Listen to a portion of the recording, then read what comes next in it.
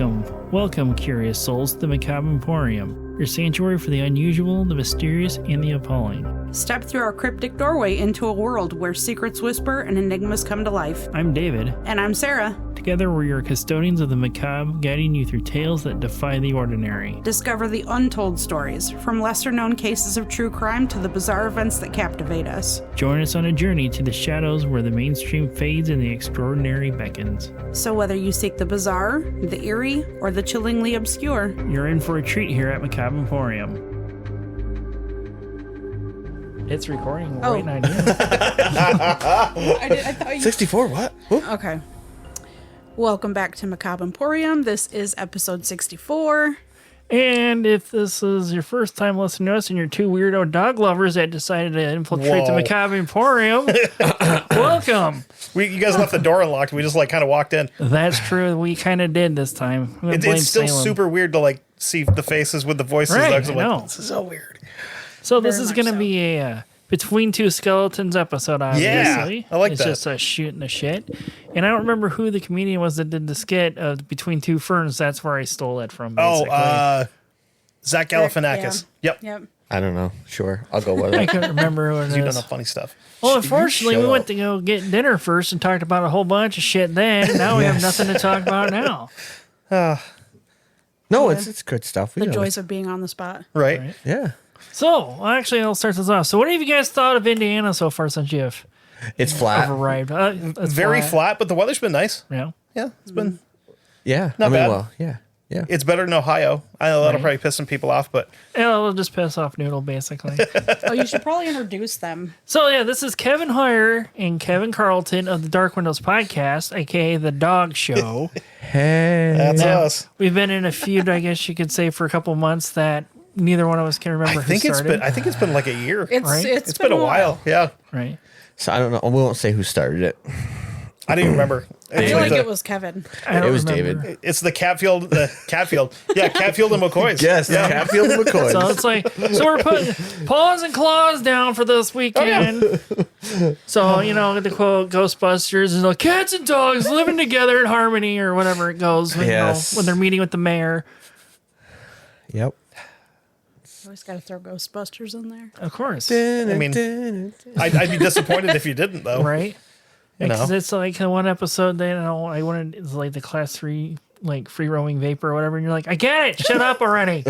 I think that was what the episode you did on the library down in Evansville. I think when I kept bringing that up and you're like, yep, I got it. Yep. That would be the one.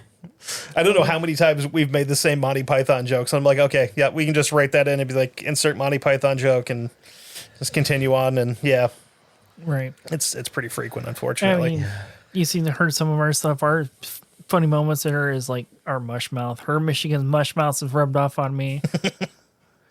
Because for some reason, every time I try and say the word section, it comes out of sex for some reason at first, and she loses her shit. What was it where you fucked up and you were like tits?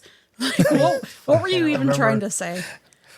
I think it was tips about I don't for know. one of the true crime cases I did. I don't remember which case it was. It is because you went in to put the tip on the tits, some shit It like was that. like, put the tip between the tits or something, I think is what I said. It was, yeah. It's a tit hotline. Yeah. I don't remember what case it was. That was the deal with me having an issue with. I don't know. It was something that had to do with the tip hotline, but not many of the true crime stuff I do has to do with tip hotlines. It's usually like, hey, this is person A that's done A, B, and C things, and here we go. We're going from 0 to 1,000 real fast. So, I want to put you guys on the spot. All right. Great. So, what made you guys want to start the podcast? So the fun story about that is the man that brought us all together for this weekend, I was telling her about the John Dillinger death conspiracy episodes he had just done. And she's like, very well, 3 sheets to wind, inebriated, shit-faced, whatever words we want to use it. Driving back from visiting her sister, and she's just like, you should start a podcast. I'm like, it's just fucking drunk talk, whatever. So Sure was. waited like a week later or so, asked her again about it. She was like, yeah, I was serious about that. Just because I had, It was the next morning. You're like, do Was you it? remember what you said last night? Yes. That was your first mistake. Do you remember what you said last time? I could have got away with doing this, and now we're stuck doing it for eternity. Wah, wah, wah. It's like doing a book report every week for the rest of your life. It is. You know, But it's it's fun. It's really, you know, words. exactly. And I don't know how you guys like do your writing and stuff, but I know that with mine, I write my shit out, and then I'm like, I'm only gonna read like half of this and just kind of wing it on the rest of it. There's a couple I've done that way. I think she's starting to do some more doing it just in note taking. Like the most recent one, that Antoinette Frank, was that her name? That was all done by notes. Damn. Yeah. That was a good episode too. That was a weird story. Yeah. Damn. Yeah.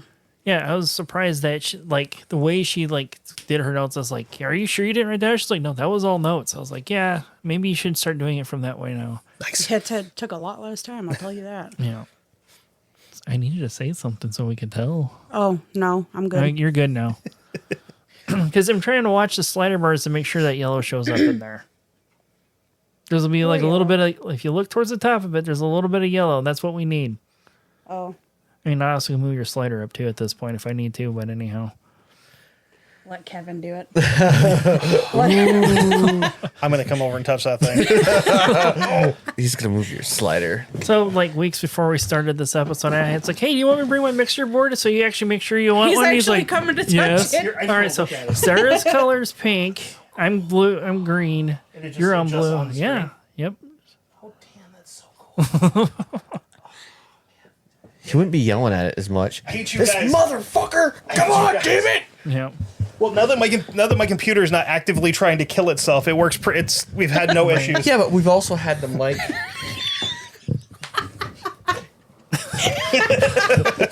I hate you. It's like working with 6-year-olds. Like, Yeah, it is. Yes. I don't know if you guys know what you got yourselves into, but There's like a lot that people don't see, like, you know, like behind the scenes. Yeah. Just like, we don't do video. Fucking great. His Right. face just got real sinister. He's like, So we had to make do with what we could in their Airbnb to record this episode. So they currently have their mics attached to the arms of a rolling desk chair.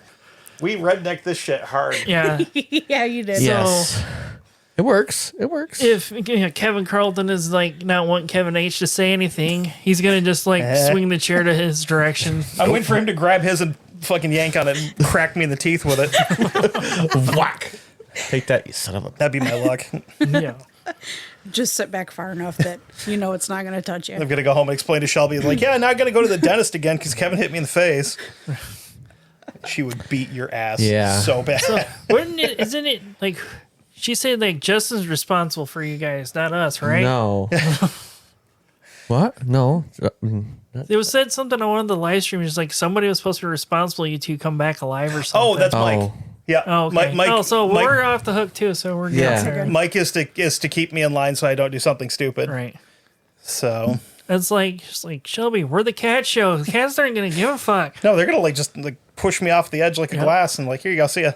Like, it's probably not the worst idea. Right. Right. I mean, of course, you know, he was like, you know, it'd be really great if they had one of those places like in Buffalo where you could just get your own drink, you know, pour up a glass. That's dangerous. Yeah. Oh, yeah. Yeah. So it's like, and you could just do like little samples. So be like, oh, this one's not bad. This one's not bad. And you just go back and fill your glass. And yeah, that could have been. Yeah, really, it just really sounds bad. dangerous. And it's like, ooh, let me try this. Yep. Let me try this. And there was let me try like- this. And by the time you're done trying all, you already had one pint at that point. I mean, we were like, There had to have been 70 different beers there. Wow. How many did you taste out of those perhaps 70? Honestly, I tried like 3, I want to say. I think I tried probably like 2 or 3. And then I went back to the one that I liked, which was an orange creamsicle cider. Oh, It was Yeah, that sounds dangerous. ridiculous. it was good. I had 2. I had some German one or whatever it was, and then I had the creamsicle. Then I mixed the 2. It was really good. So making suicides with what, beer here? And Justin was like, told him he's gonna try to get me drunk, and he's like, good luck. Then we taught another guy how to play Uno. So that was, He's Canadian. yeah. they don't have Uno in Canada? Apparently not. I guess not. He's like, I've never played this. I'm like, dude, Uno is about as easy as it gets for card games. So the problem is I'm not a true, I like guess you could say I'm not the a true same level Hoosier. of Go Fish. I'm not a true. You could say I'm almost that true Hoosier born, basically, because I don't know how to play euchre. Many people try to teach me, That's a and I don't Michigan know how to thing. fucking figure it I out. don't even know what the hell that is. What? Yeah, don't worry Euchre? about it. You're good. What? Never heard of it. It's a card game. Huh. It's a Michigan thing. It's a Michigan. It's a Midwestern thing, basically. Kind of like I'm the only person in this in Indiana that probably calls it soda. Because she's like, "What the hell's wrong with you? Your entire family says pop, and you say soda." I don't know. I just always called it that. And what the weird thing is, certain grocery stores here in the state, it'll say soft drinks. It's like, All okay, right. what the hell is that? But anyway, It's like then you go down south and you go to a restaurant and everything's a Coke. Yes. yeah, pretty Yeah. much. What would you like? You want a Pepsi? Coke? Oh, yeah, Coke. what kind? A fucking Coke. Like, I didn't know like Right. Dr. Pepper's a Coke, but I just want a regular Coke. That's fine. Don't worry about it. It's a Coke. Yeah. But I wanted Pepsi. Yeah, you got Coke. It's brown water. Drink it. Brown South is water with weird. bubbles. That's all I want. Just give me that. Yeah. So, what made you guys want to start a podcast and chance us that question? Hey, there we go. Well, We'll go back and forth with questions here. Ours was started because we were listening to podcasts, and then he said, I think we could do this. Yeah. So then we went for a ride, and he had his cell phone. Yeah. Yeah, and we were like, let's just talk. Yep. So we Right. started talking because we talk about weird shit on the road anyway. I mean, Right. And we just started it, and then we were like, okay, cool. Then we kind of like went down the rabbit hole of, well, we're gonna buy this. So we went buy Yetis. We bought Yetis. We bought 2 USB Yetis to try to record through my laptop with. Yeah. Not realizing that you can't use 2 USB microphones at the same time. Did not know that. Yeah. So we had to return those. Thankfully, that was enough money to get the board and both microphones that we had at the time. Because we got the AT-2020. Yeah, the AT-2020s, and then a super cheap, it was like a $60 like Behringer, like 2 which we still have. Yeah. It's at my place. It's that's a real fucking winner, that thing is. And then it started to like, I don't know, have issues or something. We've had every technical problem you could think Yeah. of. The board started making noise. The cables started making noise. We replaced the board. Then the cables made more noise. Replaced the cables. Then the board started making noise. It's like, Then it was like something to do with probably the mics. So we were like, okay, we're gonna switch mics. So we went from the AT-2020s to what we have now. Yeah. Yep. That was one thing when we started ours. These were available at the time. And that's one thing I wish I could go back and change was getting these mics because those AT-2020s pick up everything. yes, they do. Oh my God, do they Yeah, ever? because like we've cut our recording time down and a half basically now because of these mics alone because they doesn't pick up the train noise because there's like a 3-track main line right like in our like, backyard, basically. Oh, damn. yeah, like maybe about 200-300 feet from our house. So it's like we get the 2020s, we could hear them coming. Like, oh, pause train. Like you can hear it enough to where it's coming, but it's not getting picked up on recording Yeah. yet. So after we switched to these, we stopped picking up traffic noise because Yeah. my house is like, I don't know, maybe from the front door to the edge of the road is maybe 20 feet. Yeah. And the studio is in the back half of the house. And when we were upstairs on the front of the house with the AT-20s, you could hear people's radios when they went by. Oh, I believe It was insane how much it picked up.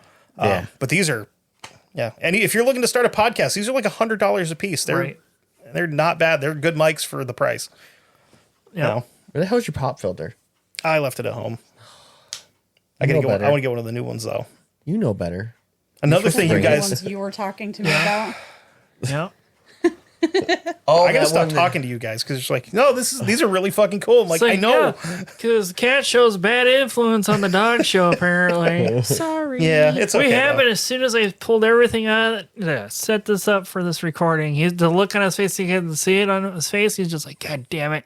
God damn it, now I want one. I'm Calculating how disappointed he's in gonna myself and I'm purchase angry it. in myself. Yeah. I kept know? trying to say, man, that's a really nice one. And I've seen one before. And I was Right. like, man, that's really, really nice. Yeah, but ours is really good too. The problem is the reason that we decided to do the Zoom board that we have is because we got a discount through the network, which basically We've had that meant like, before. yeah, no, we didn't because we got it after they started that, but that just basically knocked it down to where you didn't pay for shipping. So I was like, Right. that was a great deal. But we can put like I think we put like 8 mics on it, 6 or 8, but we're never going to do that. Right, because Like, the most ever. we got is 4 on this one. But Yeah. now there is the duo, which is like $200-$300 less than this one. But I know you guys do have your guests on too. Yeah. So, So we'd have to have at least 3. yep. But Yeah, because I mean, we've had. Why not just round up to an even number and make it 4? exactly. I mean, we would. Yeah. I mean, we had, as many as 4. We did, yeah, because we had to share microphones. Yeah. Because we've got 3 of these. Yeah. So like, we each had ours, and then my wife and our friend Jason had shared one because they were just kind of like back and forth talking into it. But we do have a 4th microphone, but it's like one of the Handheld. like the Amazon Basics or whatever, Yeah. or like XLR ones. So they're kind of poopy. Yeah. But Yeah. it's It's like like picks up $30. everything. Yeah. I mean, and like, so back to like the podcast thing. So we started off because we were like seeing our numbers and everything else. We're like, man, we must be, I don't know if we're doing this right. So we saw there was this convention thing up like north of us. Yeah. And we were like, okay, well, hey, they're doing a podcast thing. We Right. should go to it. So cool, let's go to it. So we walked in and started listening to it. The guy was talking about different things. Okay, this, that, good. Then we went up and introduced ourselves, and we're like, well, so how many people do you guys have, listening? And he's like, I don't know, what was the number?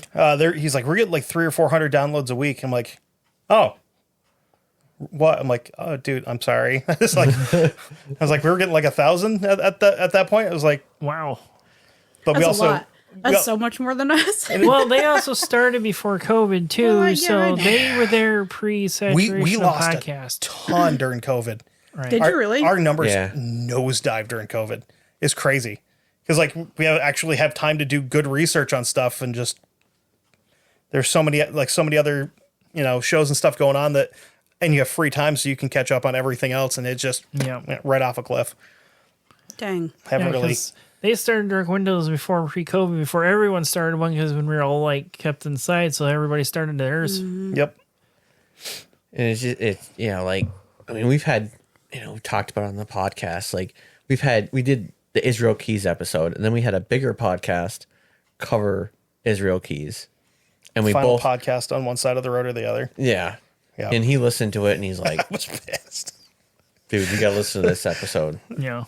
And he played it, and he's like, I'm like, those motherfuckers, they didn't do anything right. They screwed it all up. They didn't. What about this? What about this? What about this? But here's the thing, know. though, is they did do it right because they make like $80,000 a month It's on true. Patreon. So, I mean, Yeah. yeah, Like for you guys, what have you found to be the hard part? Staying on task and getting the script done. For you. fair. Yeah. I've had issues with that too.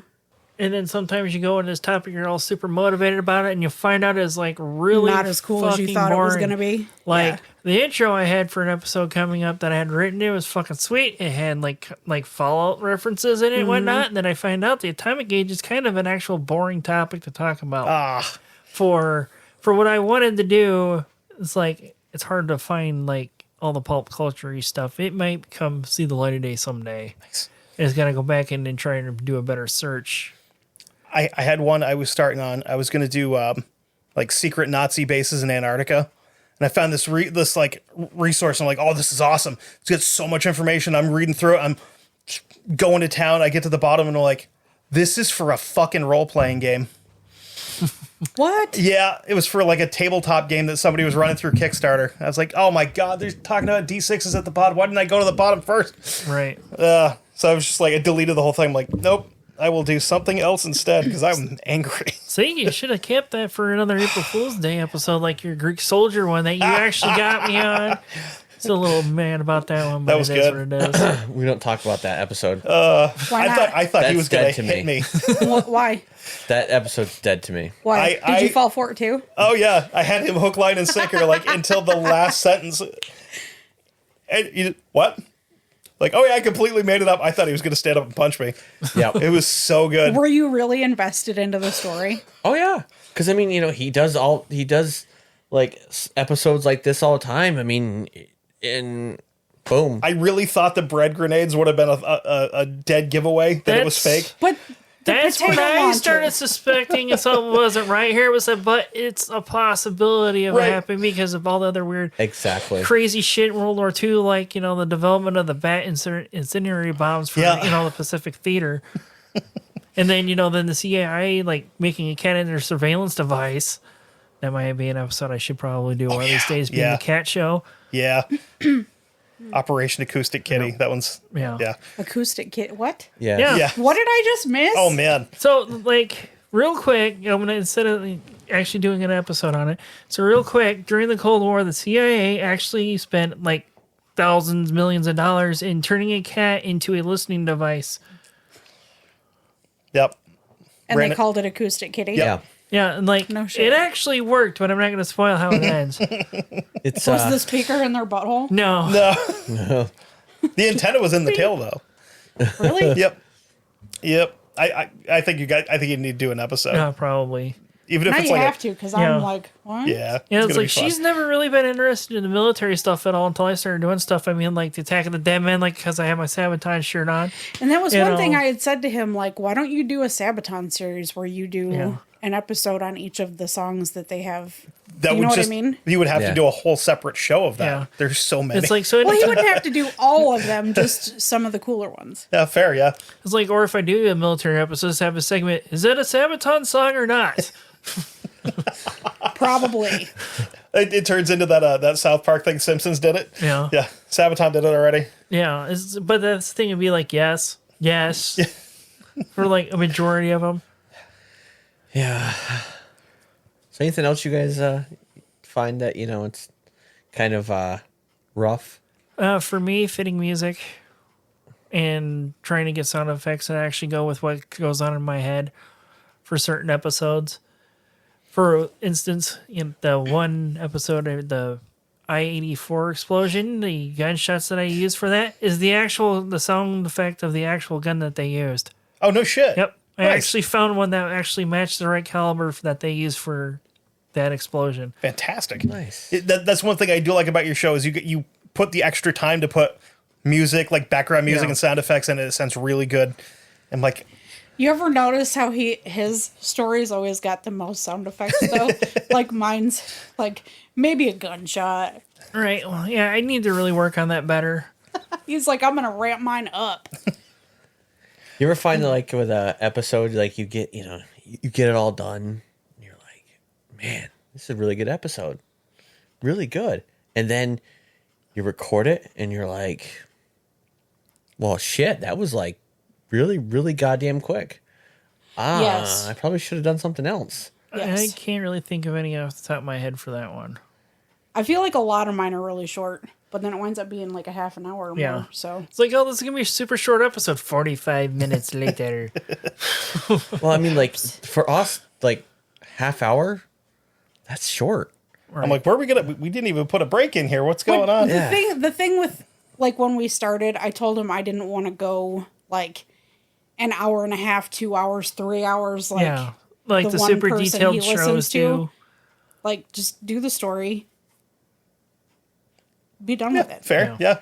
I mean, yeah. I mean, Justin was like, because we were talking with him about it. He's like, let's just do half-hour episodes, and then break it up or whatever. Right. I mean, but I said to him, I'm like, well, maybe we should do that. He's like, nah, screw it. I've got this problem where I have a hard time shutting up. Like once you get going, he's like What? What are you looking at?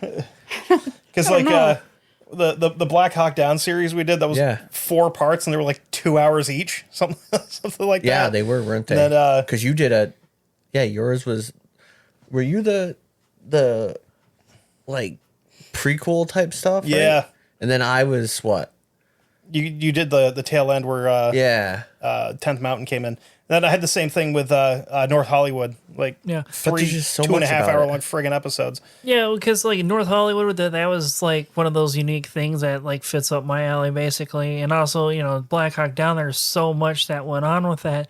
There's no way you're covering that like in an hour No. or 2 hours. There's way too much with Black Hawk Down. There's one show that I listened to do North Hollywood. They covered the entire thing in about 20 minutes. And Wow. they did no background on the perpetrators. They didn't even like name of this like suspect 1, suspect 2. They did this. I'm like, why? Just put a little bit of effort into it and do it. Right. It's, then you can find all the police radio chatter and stuff where they're losing their minds because they're getting shot at with, full auto AKs and stuff like that. And they're out there with revolvers for the most part. Right. So let's go back for a second with what you said about your episodes. I try to find any ones that you mentioned 911 calls. I try to find those for you. I think there's only been one that I've done that has had a 911 call that you put in there. Right. Would have been interesting if I could actually found one for the last true crime case that I did, but they didn't have the 911 system like that in 1949. So yeah, that's true. No, that was Party Line. yeah, pretty much. Somebody listened on the other end. What? I don't know how he finds. Have you ever listened to the show 911 Calls with the Operator? Every once in a while. I don't know how he finds all those. He's got to have a resource for it somewhere. He's got to have like a website that he can just hunt him down on. Right. Same with Radio City 911. Well, Music City 911. He has Music City. He has a very special foot in the door, I guess you could say, Yes. being a dispatcher himself. Okay. Have you listened to that podcast? No. That's actually What is really it, good. Music Sometimes City 911? it's really hard to listen to. Yeah, Like gut wrenching. yeah. See, but with my time in services, like fire service, it's like, okay. Because it's just like, I'm desensitized to that kind of drama for Yeah, me. but hearing some of the calls when it involves kids, I don't have kids, Right. but Yeah. like, I imagine my nieces and nephews is, little kids, and I'm just like, no. Right. See, and then for me, it's like my brain kicks into like, we got to get this, and this done, and like not pay attention to that emotional distress that's going on. Yeah. So that's like when we've helped, your best friend's family with Yeah, you went into recovery. straight up fucking work mode. the recovery of like her possessions after the fire in the apartment building. She was living there, was like standing around, not sure what to do. I'm like, all right, you get the, get important paperwork and the medications you need. Your food's screwed at this point. Clothing can be rewashed. Get that stuff and any other important things to you. Let's get that out of here first and then worry about everything else. And they're all just kind of shocked. It's like, he just turned into a whole other fucking person right now. Yeah, you definitely took control with that. He went into work mode. you Yeah, know? pretty much. Yeah. Sometimes you gotta, someone has to be Yeah. that person. And the thing is, it's been almost 10 years since I've done that, and then that very distinct smell gets in my nose, and my brain still fucking flips Yeah. for it. My, my brother, when he was back from before my dad's boy. surgery, Yeah, that was. we had a, I don't know, I like still 3-4 feel bad. hour. I fucked that up. I should not have brought up what I did, and that turned into Yeah, whole thing. because he was in Afghanistan, and as he says, there's just sometimes like certain smells Yep. that just trigger that back in. Like my dad was in Iraq, and my dad stayed in Iraq for a full year, never came home once. And like his PTSD is like superb. It's like high level. And I mean, was it just a month after he came back? We went on an airplane to go to Maryland. Then some guy like ran his mouth, like, just said something. And normally it wouldn't do anything. But the guy, my dad turned around and was like, kind of looked at him, was like, "You need to at ease." Knife handed him. And that when you knife hand, that means business. That means you fucked up, Yeah. basically. Yeah, if you do knife hand, everything's pointing at you. You point at one, there's something pointing back. Knife hand, it's everything goes to that guy, and it means something. And my older brother was like, "You need to calm the fuck down." To my dad, relax. And my dad was like tense. I mean, driving down the road was terrible. See something in the road, swerve. Right. Like going into oncoming traffic, Oh my and you'd be goodness. like, because you're like, oh shit, but like eventually, I kind of went, kind of got to that point of going with him, and there was something on the side of the road, and he kind of went around it. I go, Pop, I'm like, you're doing really damn good, because so many years ago, you would have avoided that thing at all costs or would have stopped. Right. because it would have been you thought it would be an IED. Right after he came back, we had the little get together for him when he tackled my mom when the bee flew by, just on the ground, like laying over top of her, and she's like, "Mickey, it's okay." I mean, he's like, "No." She's like, "It was a bee. It's fine. It's fine." And he, she did. I don't think she understood that it's not fine. It's not something that he can just turn off. But yeah, you can't. Like, I mean, first Christmas, because we always used to have breakfast over at his place, his mom and dad's, and he got to talking, talking about different things, well, I'm going, where the hell is this coming from? And he's like, hold on, right back. Goes over to the house, comes back, and he goes, opens his hand, he goes, see this? And we're like, yeah. Everybody's like, what, yeah? He goes, piece of shrapnel. Yeah? It almost killed me. My mom and I were like, what? It what? Yeah, it was real close. Could have taken me right out. Yeah, it's like, oh, that's just a piece of metal, Dad. No, that's not the point of that. No, but I mean, it's so much more. But like having to, I can see the whole point of having to like take charge, because I've had to do that with guys. Right.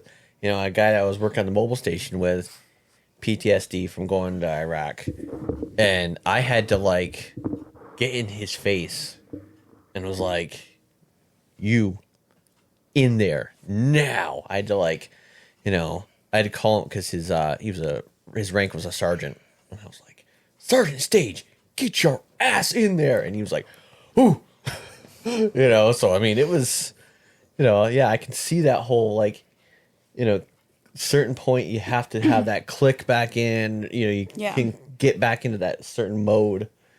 Yeah, because it was just me, my best friend, her daughter, and another female coworker. He was the only guy there, and we're all just standing there like, where the fuck do we even start? But yeah, he stepped it up and told us what to do. Yep. And I think this smell is one of the strongest memory connectors, I guess. Yep. When it comes to anything like that. Yeah, because the structure's fire smell is very distinct of wood and fiberglass burned together. There's nothing else on the planet that smells like it. So, and it's not pleasant. I wouldn't it imagine. all depends on who you are, depending on what side of the fire line you are, technically. So if you're, on the civilian side, not so much, but if you're on the other side, you're having the best day of your life, technically. A little dark secret there.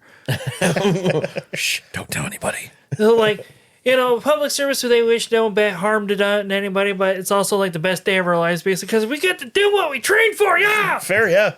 Yeah. You spend all that time training and, running around in your gear and stuff and learning how to do all that stuff, and you're like, oh, sweet, I get to go do it. Nice. Yep. I always loved, because my job, I mean, I do fire alarm inspections, and I just love dealing with, the firefighters. I deal with police as well, and I give them shit. Our local city, everybody's like, oh, you can't do it. I'm like, screw that. Yeah, it's a long-standing rule. No matter which side of the public service you're on, it's like if they don't give you shit, that means they don't like you. Because when I was still in my probationary period, when I walked in, because the administrator at the time had put out a memo about chill out on names with probationary members and whatnot, because one guy didn't like his. He resembled the chameleon from Monsters Inc. So that was Randall? Yeah. So he was not a big fan of that, and I know he doesn't even fucking listen, so it don't matter. But anyway, but it's he had an issue with it. Went to administrative about it, and it was so I come in for that nightly training. Lurch, come here. So I go in there. I'm like, what? What do you guys need? It's do you have a problem with calling you Lurch? I'm like, no. Good, because you didn't have a choice anyway. And I was like, we just want to make sure, because there's an issue with nicknames around here. It's no, I've been called Lurch ever since I hit 6 foot even. It's nothing new, man. So it was nothing new at that point in my life, guys. I'm not worried about it. How tall are you? 6'6"? 6'5"-ish, something like that. That's what I just tell everybody, because after 6 foot, it don't matter anymore. It's before, years before Sarah and I got together, I was out of one of the bars in the local area. And this drunk lady kept asking me how tall I was every time she saw me. So I kept adding an inch every time she'd ask me. I got to like 6'7" before she's like, "No, you're not." I'm 5'14". 5'14". Yeah, I should have done that. I was like, "Yeah, I'm 6'14", 6'14" tall. 5'9". I didn't know they could stack shit that high. Sorry. Every time I run into somebody that's like that much taller than me, I'm just like, holy shit, dude. Because my first thought is I would hit my head on everything. Yeah. Everything. I mean, I already do, but like add another, 5-6 inches onto it. And You haven't really had that problem, have you? No, the only place I ever had that problem was at the Greenfield Village at the Menlo Park building, one of Thomas Edison's laboratory buildings. Mm-hmm. It's the only problem I've ever had hitting my head on anything in there. People were short back in the day. Yeah. Oh, yeah. Like, real short. Going to slave quarters. Oh, yeah. Yep, they have some of those there. That's one of the most eerie places to go to. You want to tell that story? Into a slave quarters, Well, slave quarters, it's like varies basically, and it's a gray area of what technically is slave quarters between anywhere. Because like that slave quarters is like maybe 3/4 the size of the shed in the backyard here, and that was a slave quarters. I don't remember how many people they said they even had in there. I don't know. There was enough room for like a bed. Right. Like a single bed. Right. Jesus. I mean, I went to a place close to my relatives in Maryland, and it was, I don't know, maybe the size of the room we're in right now. Heard that too, right? Yeah. Train? What, the train? Oh, okay. Yeah. My fat ass heard ice cream truck music for a second. No, that's a train that you're Didn't hearing. hear that. It's like, no, we hear that at home, so it was we didn't pay no attention to it. Half the We time. don't have like a road close enough to us to hear the horns. We Oh, just damn. hear the rumbling and shit from the train whipping by. So you guys are close. Yeah. Yeah, we're pretty close. Like we could like feel and hear it sometimes. When we're laying in bed, like at night, and a train starts to come, I mean, obviously we can hear it, but the whole bed sitting here doing this. Damn. Please don't sit up and have like- your head spin. It's like, is it a train? Is it a demon shaking the bed? What is it this time? It's like, no, I can hear the rumbling outside, so it's a train. train. So I can hear That's the a blues song.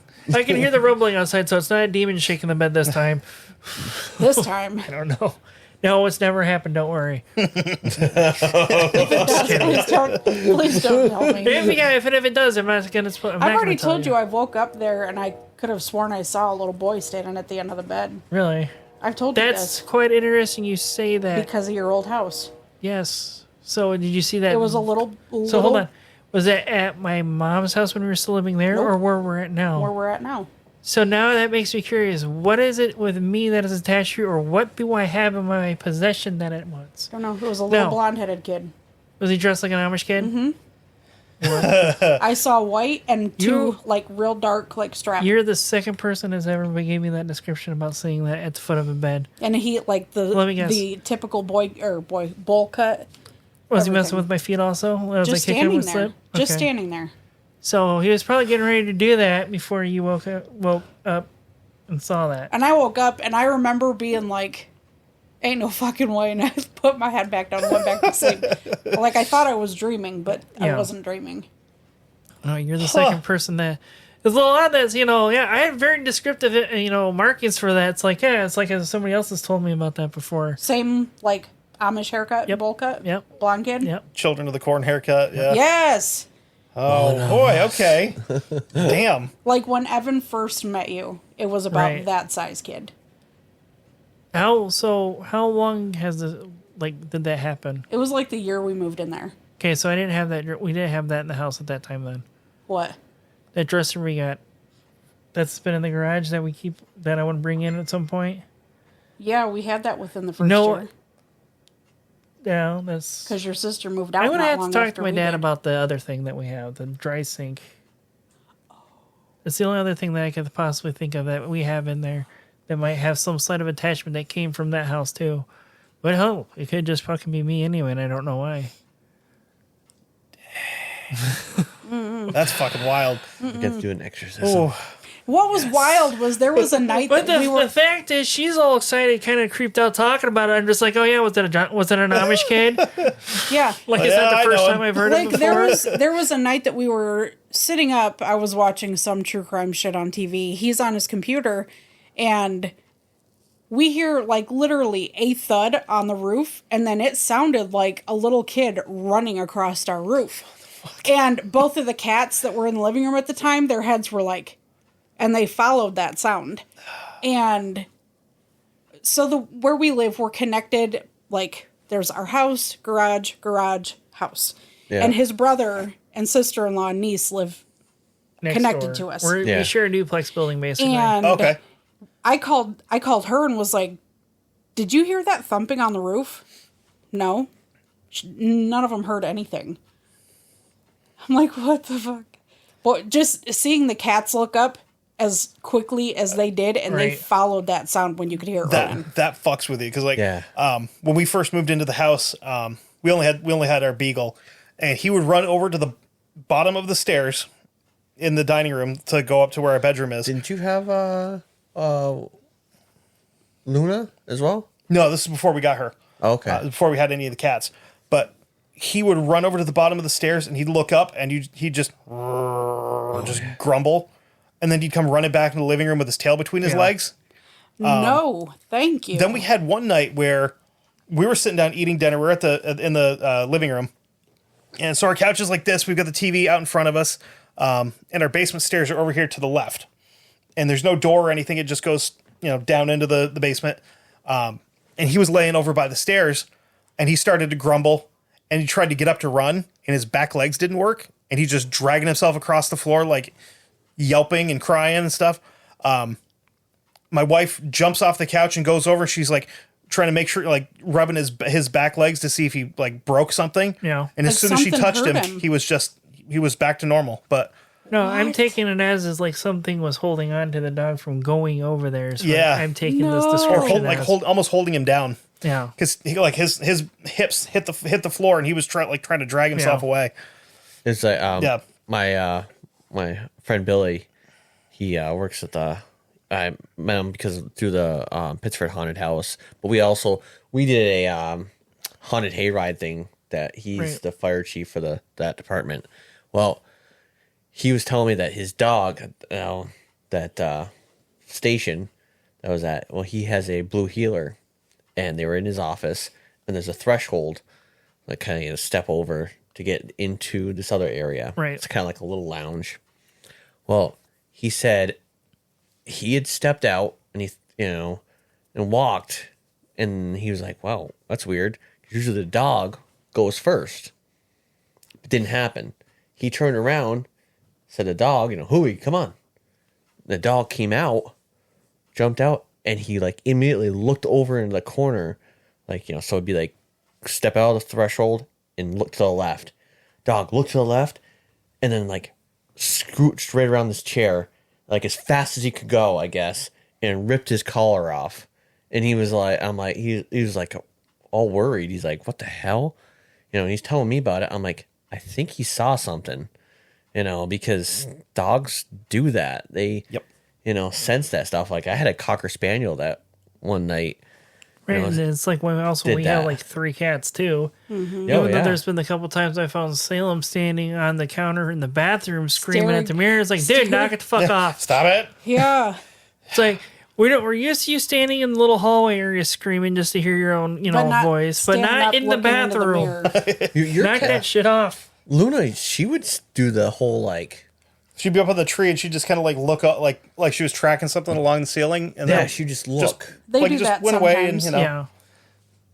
Like OC usually does that, but it's usually we can see that the bug he's like about to flip into murder mode over and like jump 8 feet straight up to try and still miss it. Yeah, a lot of the time when she was doing that, I just kind of I've got to the point where I'm like, I don't really worry about it because our house is old and we get mice pretty frequently because our foundation sucks. But so I'm like, yeah, there's probably something in the floor, right? And it's how I convince myself whenever I hear something that it's just mice. It's it wasn't footsteps or anything. Yeah. It's critters.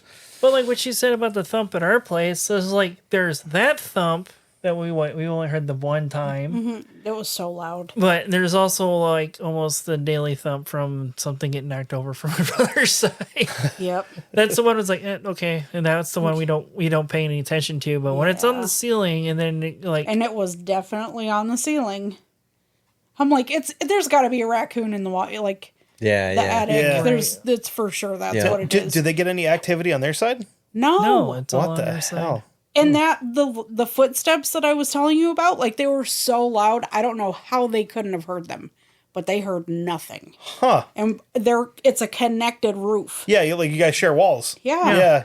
It's always like, odd. when you hear like the footsteps, that's always like a weird thing. Like the haunted house attraction, I should say, but it is actually haunted. Both ways. Yeah.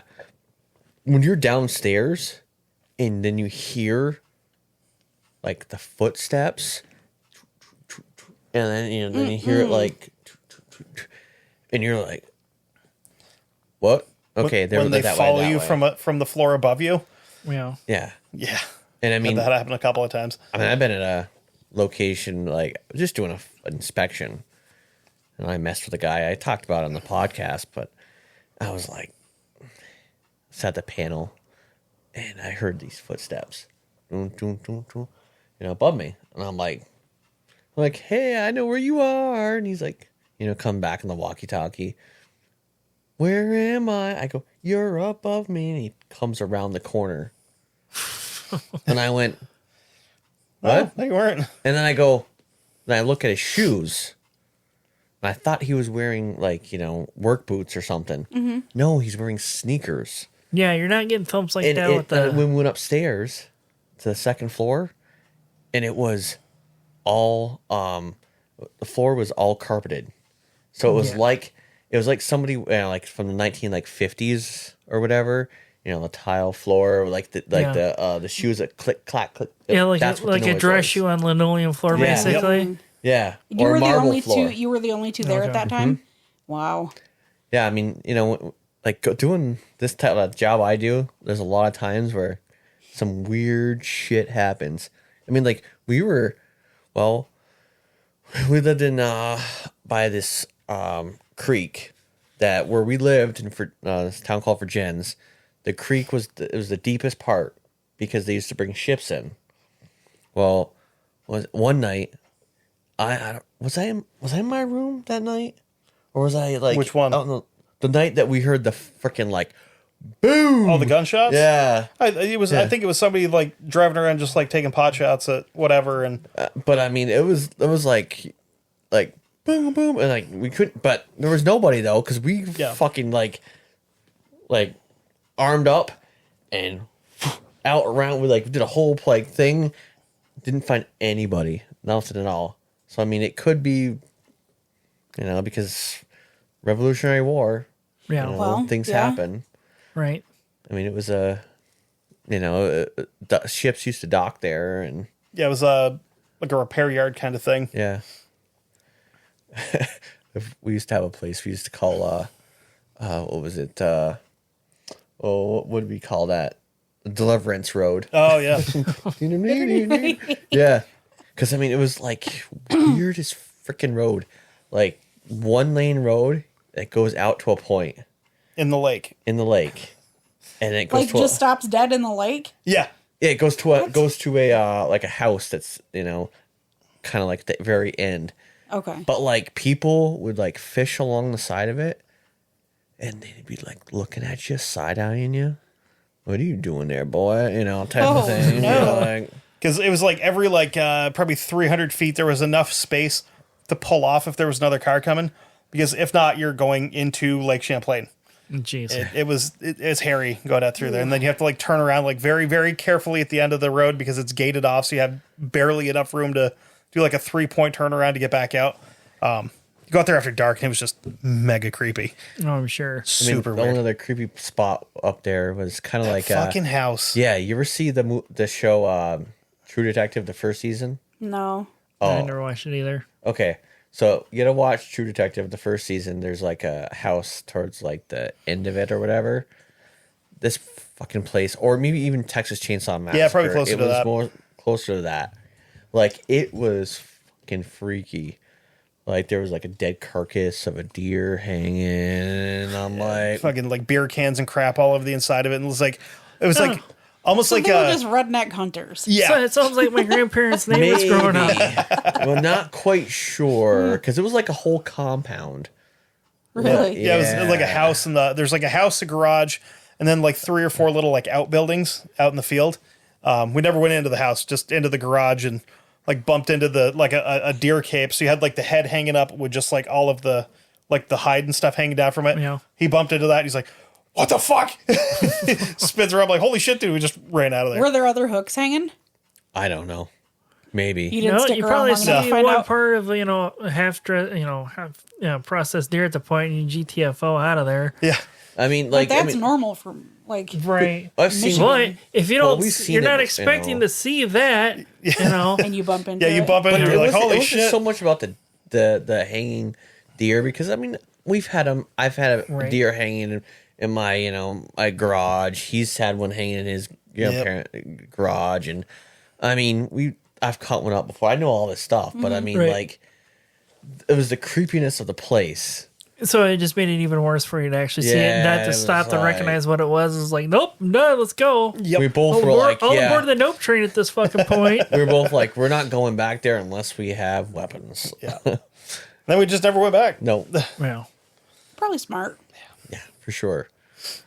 And it's just some crazy things. Like, you never would think that, doing this podcast, I never thought that, there were some stories I could tell or things I could relate to. Right. Relate like different parts of it. Like, People don't automatically think you're Yeah. insane. right. yeah, like, I Yeah, mean, and that's one of those interesting things about doing this. You start finding people, like, no, I'm not using the term tribe, but people of the same similar interest of yours with things with that, I think it's funny, like being in all these groups on Facebook, like the true crime groups, and all these. It's always chicks taking pictures of bags on the side of the road.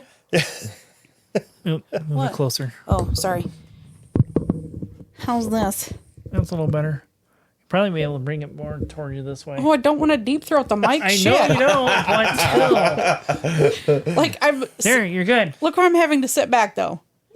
Well, all right, Kel. It's fine how it is. Anyways, yeah. The chicks that are taking pictures of the bags on the sides of the road. They're like, I bet there's a body in here. Like, no, that's not where they leave Yeah. them. It's probably that's- just trash. Yeah, the one group that we were both in before the original group got shut down, that shit annoyed me so much. It was like, oh, there's a dead body. It's like, no, it's just some lazy fuck threw his trash out. Somebody didn't want to pay for garbage service. Yeah. It's all that is. There's no hacked up body in there. But if you're so curious to see this one, just take pictures. Go look Go and rip it open, confirm check it out. Go confirm it. Yep.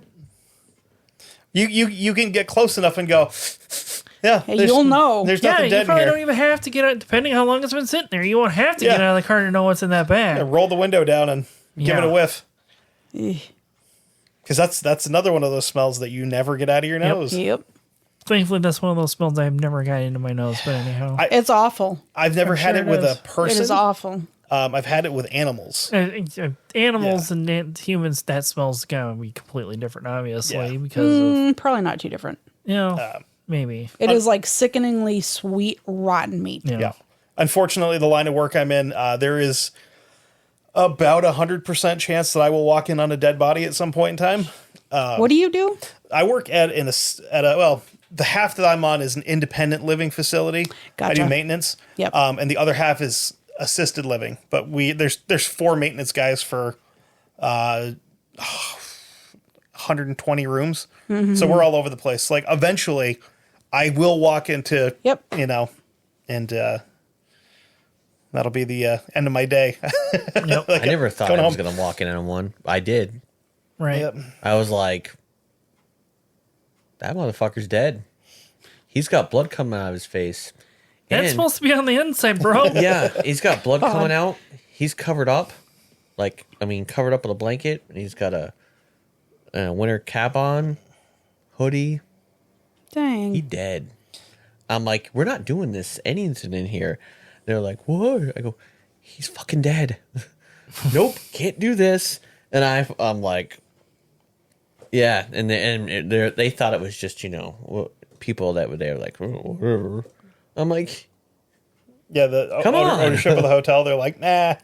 I mean, this is the same place that, they had like, they'd have one and then, maybe a month or so later, another one, another one. Get used to it after a while. I mean, they'd all just overdose, There is one lady that, one of our residents that I would not be surprised if I walked into her house and found her hanging upside down, recharging. I've convinced myself she's a vampire. Because like she walks through the halls and she's got to be Nosferatu? 90 plus. But she walks down the halls and she has her hands out in front of her like this. They're probably locked that way. Because she can, but she just out in front of her, and she'll walk by, hello, and wave to you. And my boss, she despises him. Every time she walks by him, she just looks at him, Cody, and he's like it's like I get immediate fucking cold chills. I'm like she likes me, and he goes, yeah, because she hasn't realized that she can feed off of you yet. But yeah.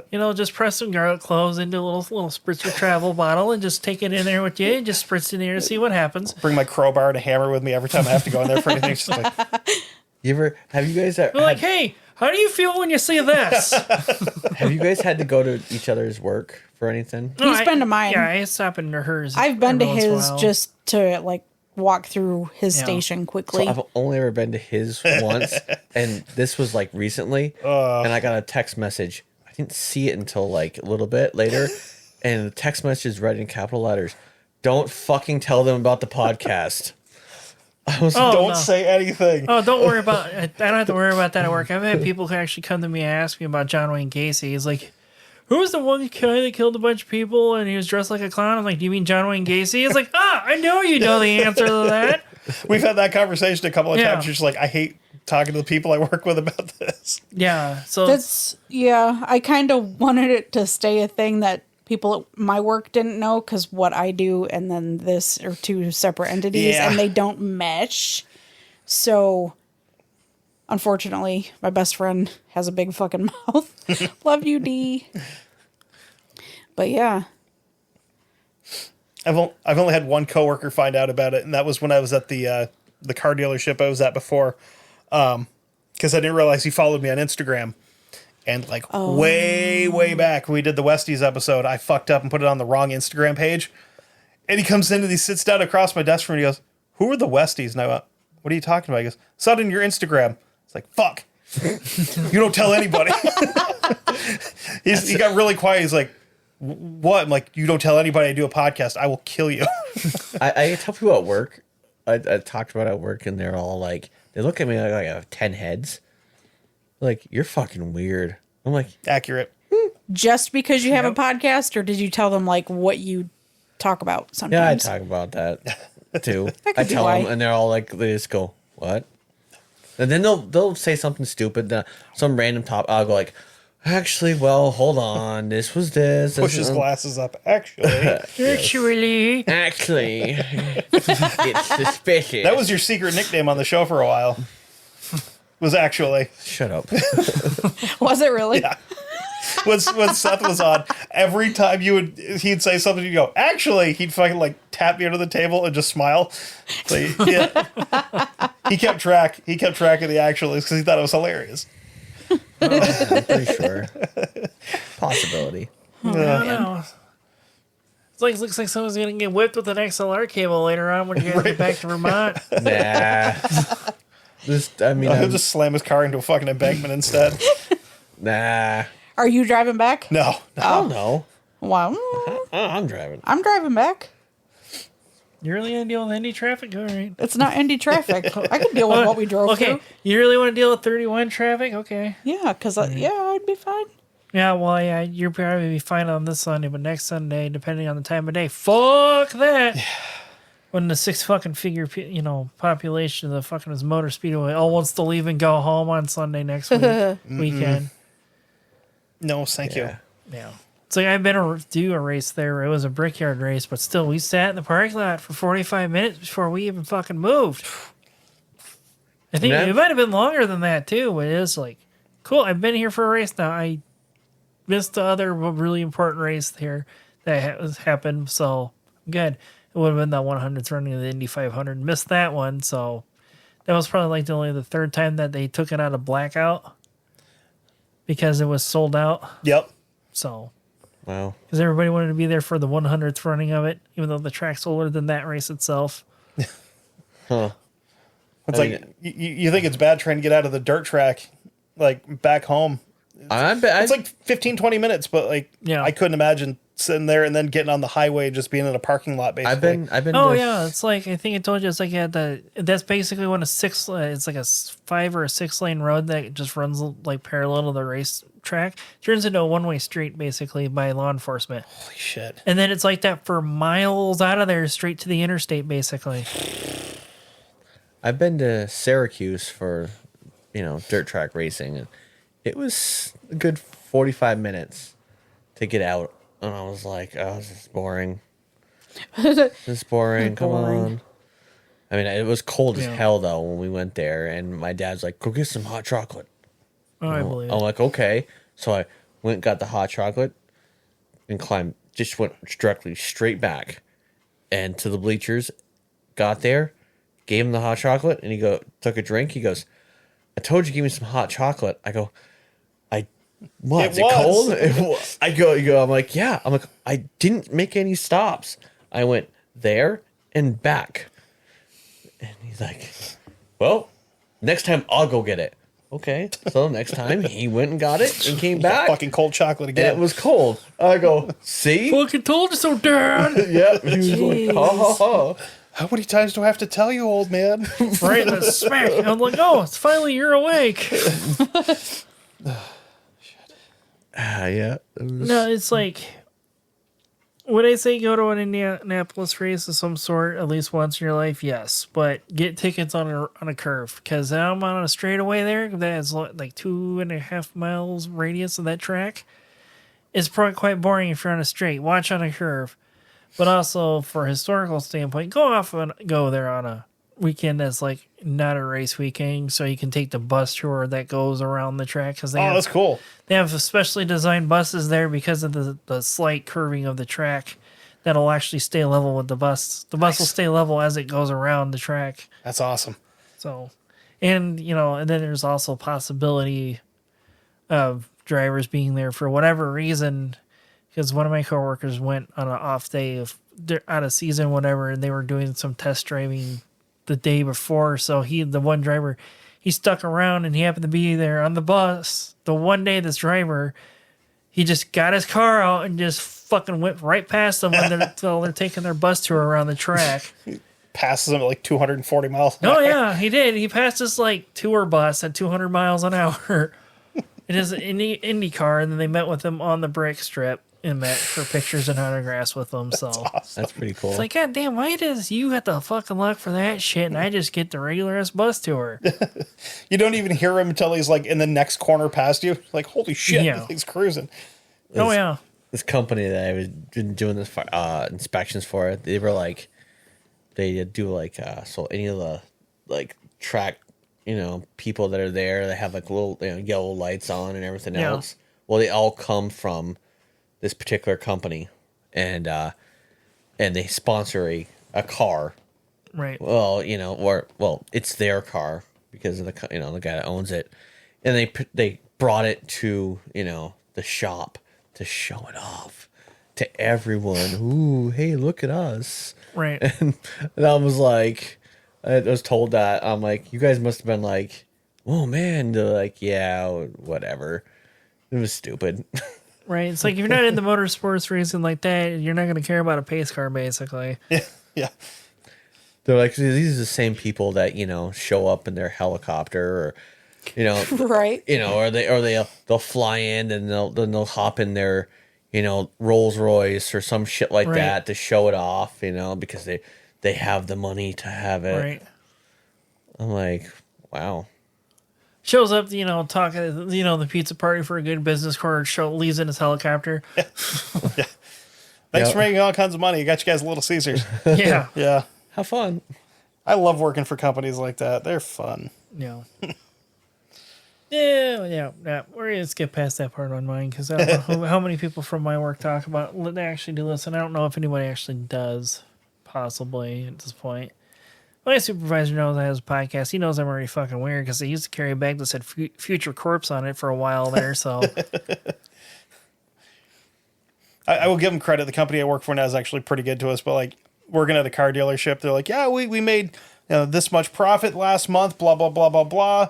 Here's 4 pizzas for everybody. Have a great day. And you're like, they were fucking cold. You brought them in, so whatever. Right. You know? Well, we had to have it made like 3 hours before 3 hours ahead of time.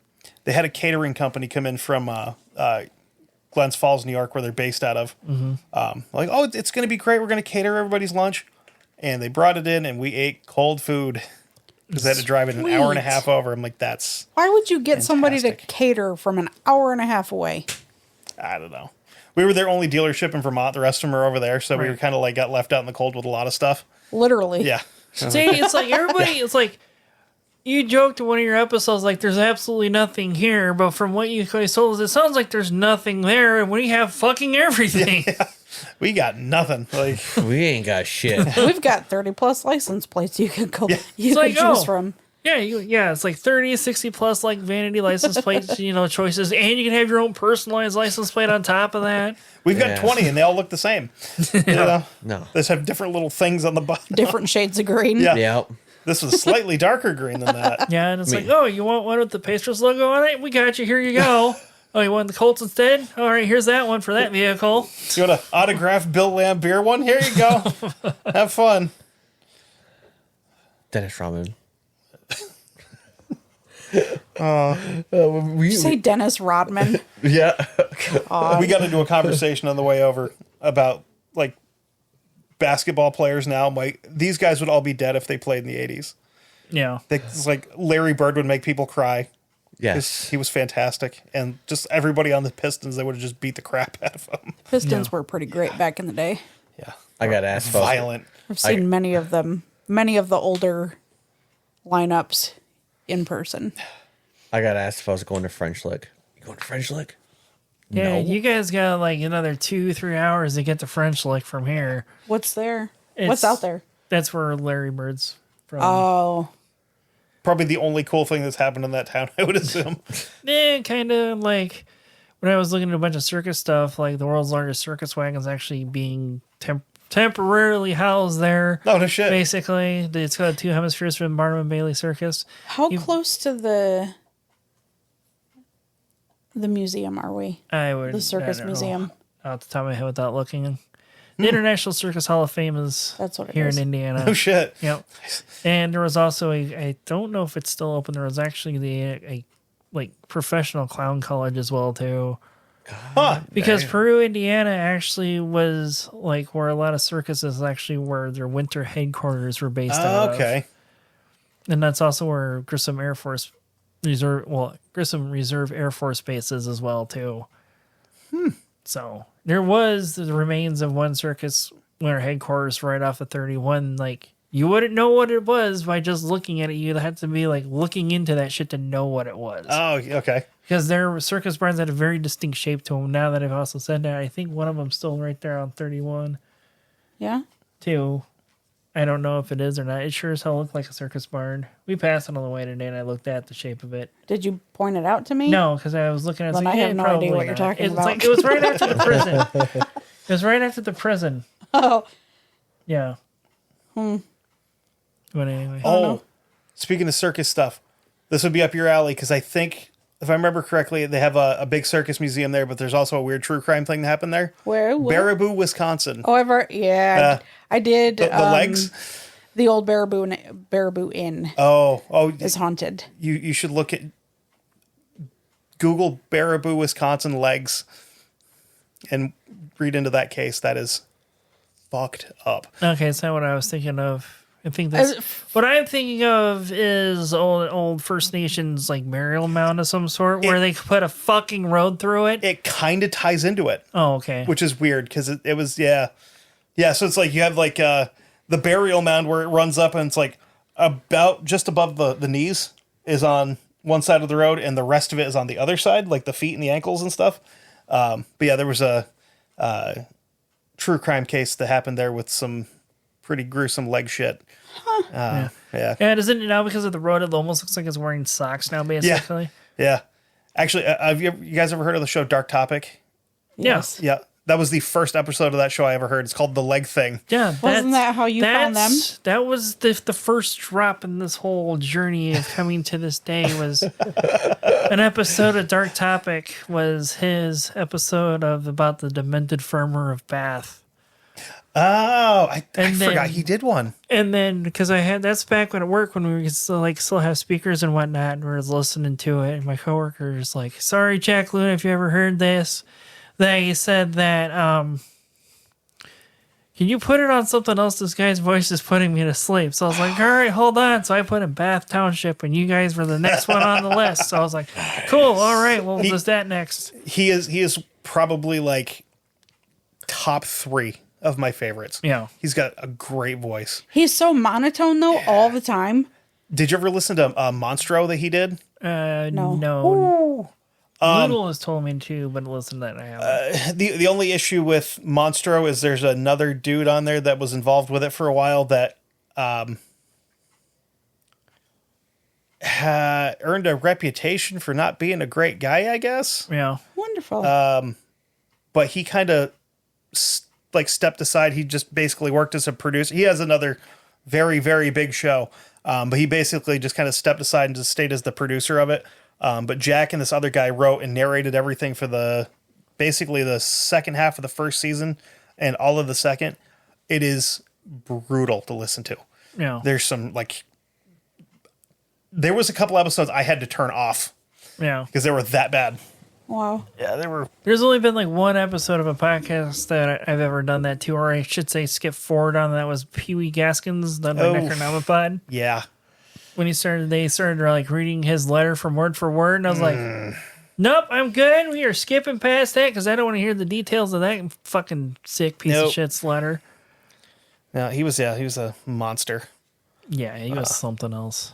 Have you guys ever had an episode where you've had to stop partway through for anything? To take a break from it? During recording or research or anything like that? Either or. Yeah, I did.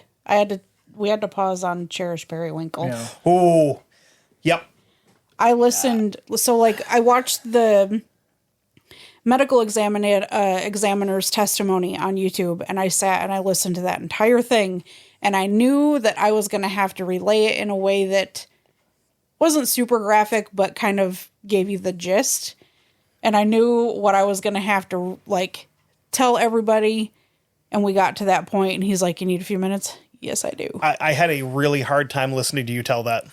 Not going to lie, because I was like, that is I had awful. a very hard time telling that. One of the very few that I've had to do that with is one that you just did recently. Yeah. Was Howard Unruh. Yeah. Because we did that right around the time my son was born. And that was rough. That was... Yeah. I had to cut parts of myself crying out of it. Yeah. That was not fucking pleasant. Yeah, actually, now you mentioned that, it got cut was when me doing the Greensboro 4 episode, the Lunch Counter. Yeah. Getting to the part where they talk about where they surrounded the women to get them back to the taxi, that's when I fucking lost it. Yep, you did. Just because it's like, for those that know, Sarah and I personally, we're not really deeply religious, but knowing how, Christianity is to the African American community, how much faith that they put into that, and for their protection and that whole scenario that they're in, and just imagining that whole scenario that this could be it. So we're almost basically they were giving themselves their last rites to get these women out, basically, and that's when I started to lose it. We're just recording that episode. When you were listening to that audio. Oh, yeah. And then he's sitting there and he's listening to this and he rips his headset off and drops it and started bawling. I'm like, what the fuck just happened? Yeah. Yeah, because I did it as the instruction said on the website to do. Mm-hmm. So that's what I did. And I was like, so I did it as they went because, I have the gaming headset with the 3D audio. So that enhanced it even fucking further, basically. So. That was rough. Yeah. I'm like, what do I do? Nothing bad. I mean, something bad happened a long time ago, but nothing happened here. What the fuck? Right. And then, yeah. I've had, I don't know, I think. You've had a couple. Yeah, I had to, like, we did the 12 tribes. Yeah. I had to. I think a lot of that was because you deal with them directly. Yeah. But, like, the shit that they, because I never really do anything about it, but then I found out what the shit they did with the kids, and it just hit a button. Right. There's a button with me that it hits because of my background, shit that I had happen when I was a kid, that like it hit it, and I was like, okay, he's like, hey, you want to stop? I'm like, yeah, because this is like, it was like that bad, and I was like, yep. Like, you just don't fuck with kids. Yeah. That's simple. Don't fuck with kids. I had no problem doing anything, like any topic on the show, until I had my son, and I'm like, oh shit, I got soft now. He done got soft. Yeah. It's like I listened to, God, I can't remember what the podcast was. They covered Leopold and Loeb, and I already knew about Leopold and Loeb and everything they did, because I had to take a class, and I actually got to read the book, read the whole case and everything else, and cover it. But still, when they started talking about, what they did with the boy, and I was like, you fucking assholes. And then I found out, I didn't know this. Like, I knew that, whatever it was, I actually have a copy of paper. I don't know if it's like a local paper or something that my grandfather or somebody had, that actually had one of them getting out of prison, and it was like talking all about them. I'm like, holy shit! I didn't know anything that I even had this in my possession. But I mean, it's always, always a few of those, and then I feel like him and I, it's always, hey, you need to stop. Let's stop. Yeah. And actually, if you like Jack Luna, he has another show out called Marooned. It's the tagline is for it is Tales of the Catastrophically Lost is how they word it. I think I might have seen that at one point, and then like got sidetracked with something like outside of whatever I was listening to at the time, and then totally forgot to look into it. Or you might have mentioned it to me, and I totally forgot about it. He did an episode. It's called The Boy of Bookzax. That I had to. I was working in a room by myself, thankfully, because I was like working on shit, and I just started crying. Yeah. It was a little boy. He was maybe like 10 or 11 when the Nazis came through his town in Poland. They killed his father because he was a business owner, so just get rid of him. They told his mother that she could take either him or his sister with her to the camp, and his sister was like 6 months old. So she's like, I'm going to cause a distraction, run. So she started, making a bunch of noise about whatever. He ran off. He heard the 2 gunshots, then spent the next like 4 years living in the woods by himself. There's what the hell is it? I think the book is called The Boy in the Woods. I started reading it, and I made it like partway through, and I cannot finish that book. It is fucking atrocious. Because at one point in time, another little boy whose parents were also living in the woods, trying to just stay away from him. His parents went missing, so he took this kid in, and they're living under a log and a rock. Like he dug a hole under a rock that they were living in. And there was a family that he had known from before that he was going to getting food and stuff from. Spent the night with him one night, went back out, and the other kid that he was helping out with was dead because he'd frozen to death. Oh, damn. That was really fucking hard to listen to. If you don't want a sad one, off of like any true crime or anything like that podcast, you want to just, hear like kind of a story, Old Gods of Appalachia. I hear a lot of people tell me about that show, but I've never gotten around to it.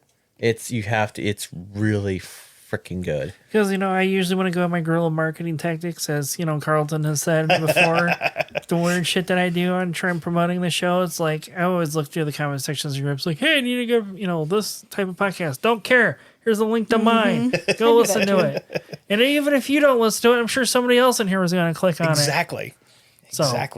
It's like, hell, like, even when I was playing Diablo 4 with Sarah, like, doing world bosses. We'd be standing there waiting for the boss. And I'll just be like, getting global chat. Hey, you guys looking for a new podcast while playing Diablo 4? Check out Macabre Emporium podcast.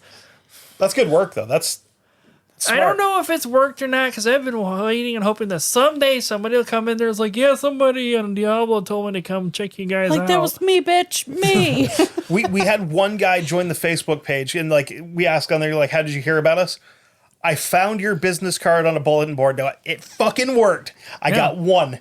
Because they're stopping at a gas station, like, stick it on the thing, and it's like, holy shit, it worked. Like, when we went to the one hobby store that's no longer around up by home, they asked, like, how'd you guys find us? I was like, oh, I found you guys on Facebook. I was like, see, I told her it was going to work. This was like talking about his boss or his wife or something, because it was like a family-owned business, and he like Where? Bremen. Oh, okay. The one really small one that I liked that was like kind of out of date. No. The one that was like really out of date with stuff that's like irrelevant, but it was still cool to go to. Although they were still selling kits from like the early 2000s that nobody really looks for anymore, or out of era stuff for what I was looking for. We had a shop in Rutland where they used to sell like train kits and stuff like that. They also sold Pokemon and Magic cards. Yeah. The guy behind the counter was the biggest scumbag on the planet, because he would, when the cards would come in, he'd open all the boosters and stuff. Yeah. And he would take all the like the rares and legendaries and shit. Right. And then he would reseal the packages and sell them. But he'd sell the cards individually. Oh yeah. It's like, what a dirtbag. Yeah, now these days when you're doing that, you can just go online and buy that specific card you want. Yep. For next to nothing. Yep. And it's a dispensary now, I think. Yeah, that's like kind of takes the fun out of those tabletop games like that. It's like, oh, now I can just go literally buy all my deck in one spot now instead of, hey, I got to buy 37 booster packs just to get these two cards that I want. So now you got the baseball card size box, the size of my backpack that everything comes in, just sitting there with cards you're never going to fucking use. Yep. Oh, yeah. I had a box about that size of nothing but land.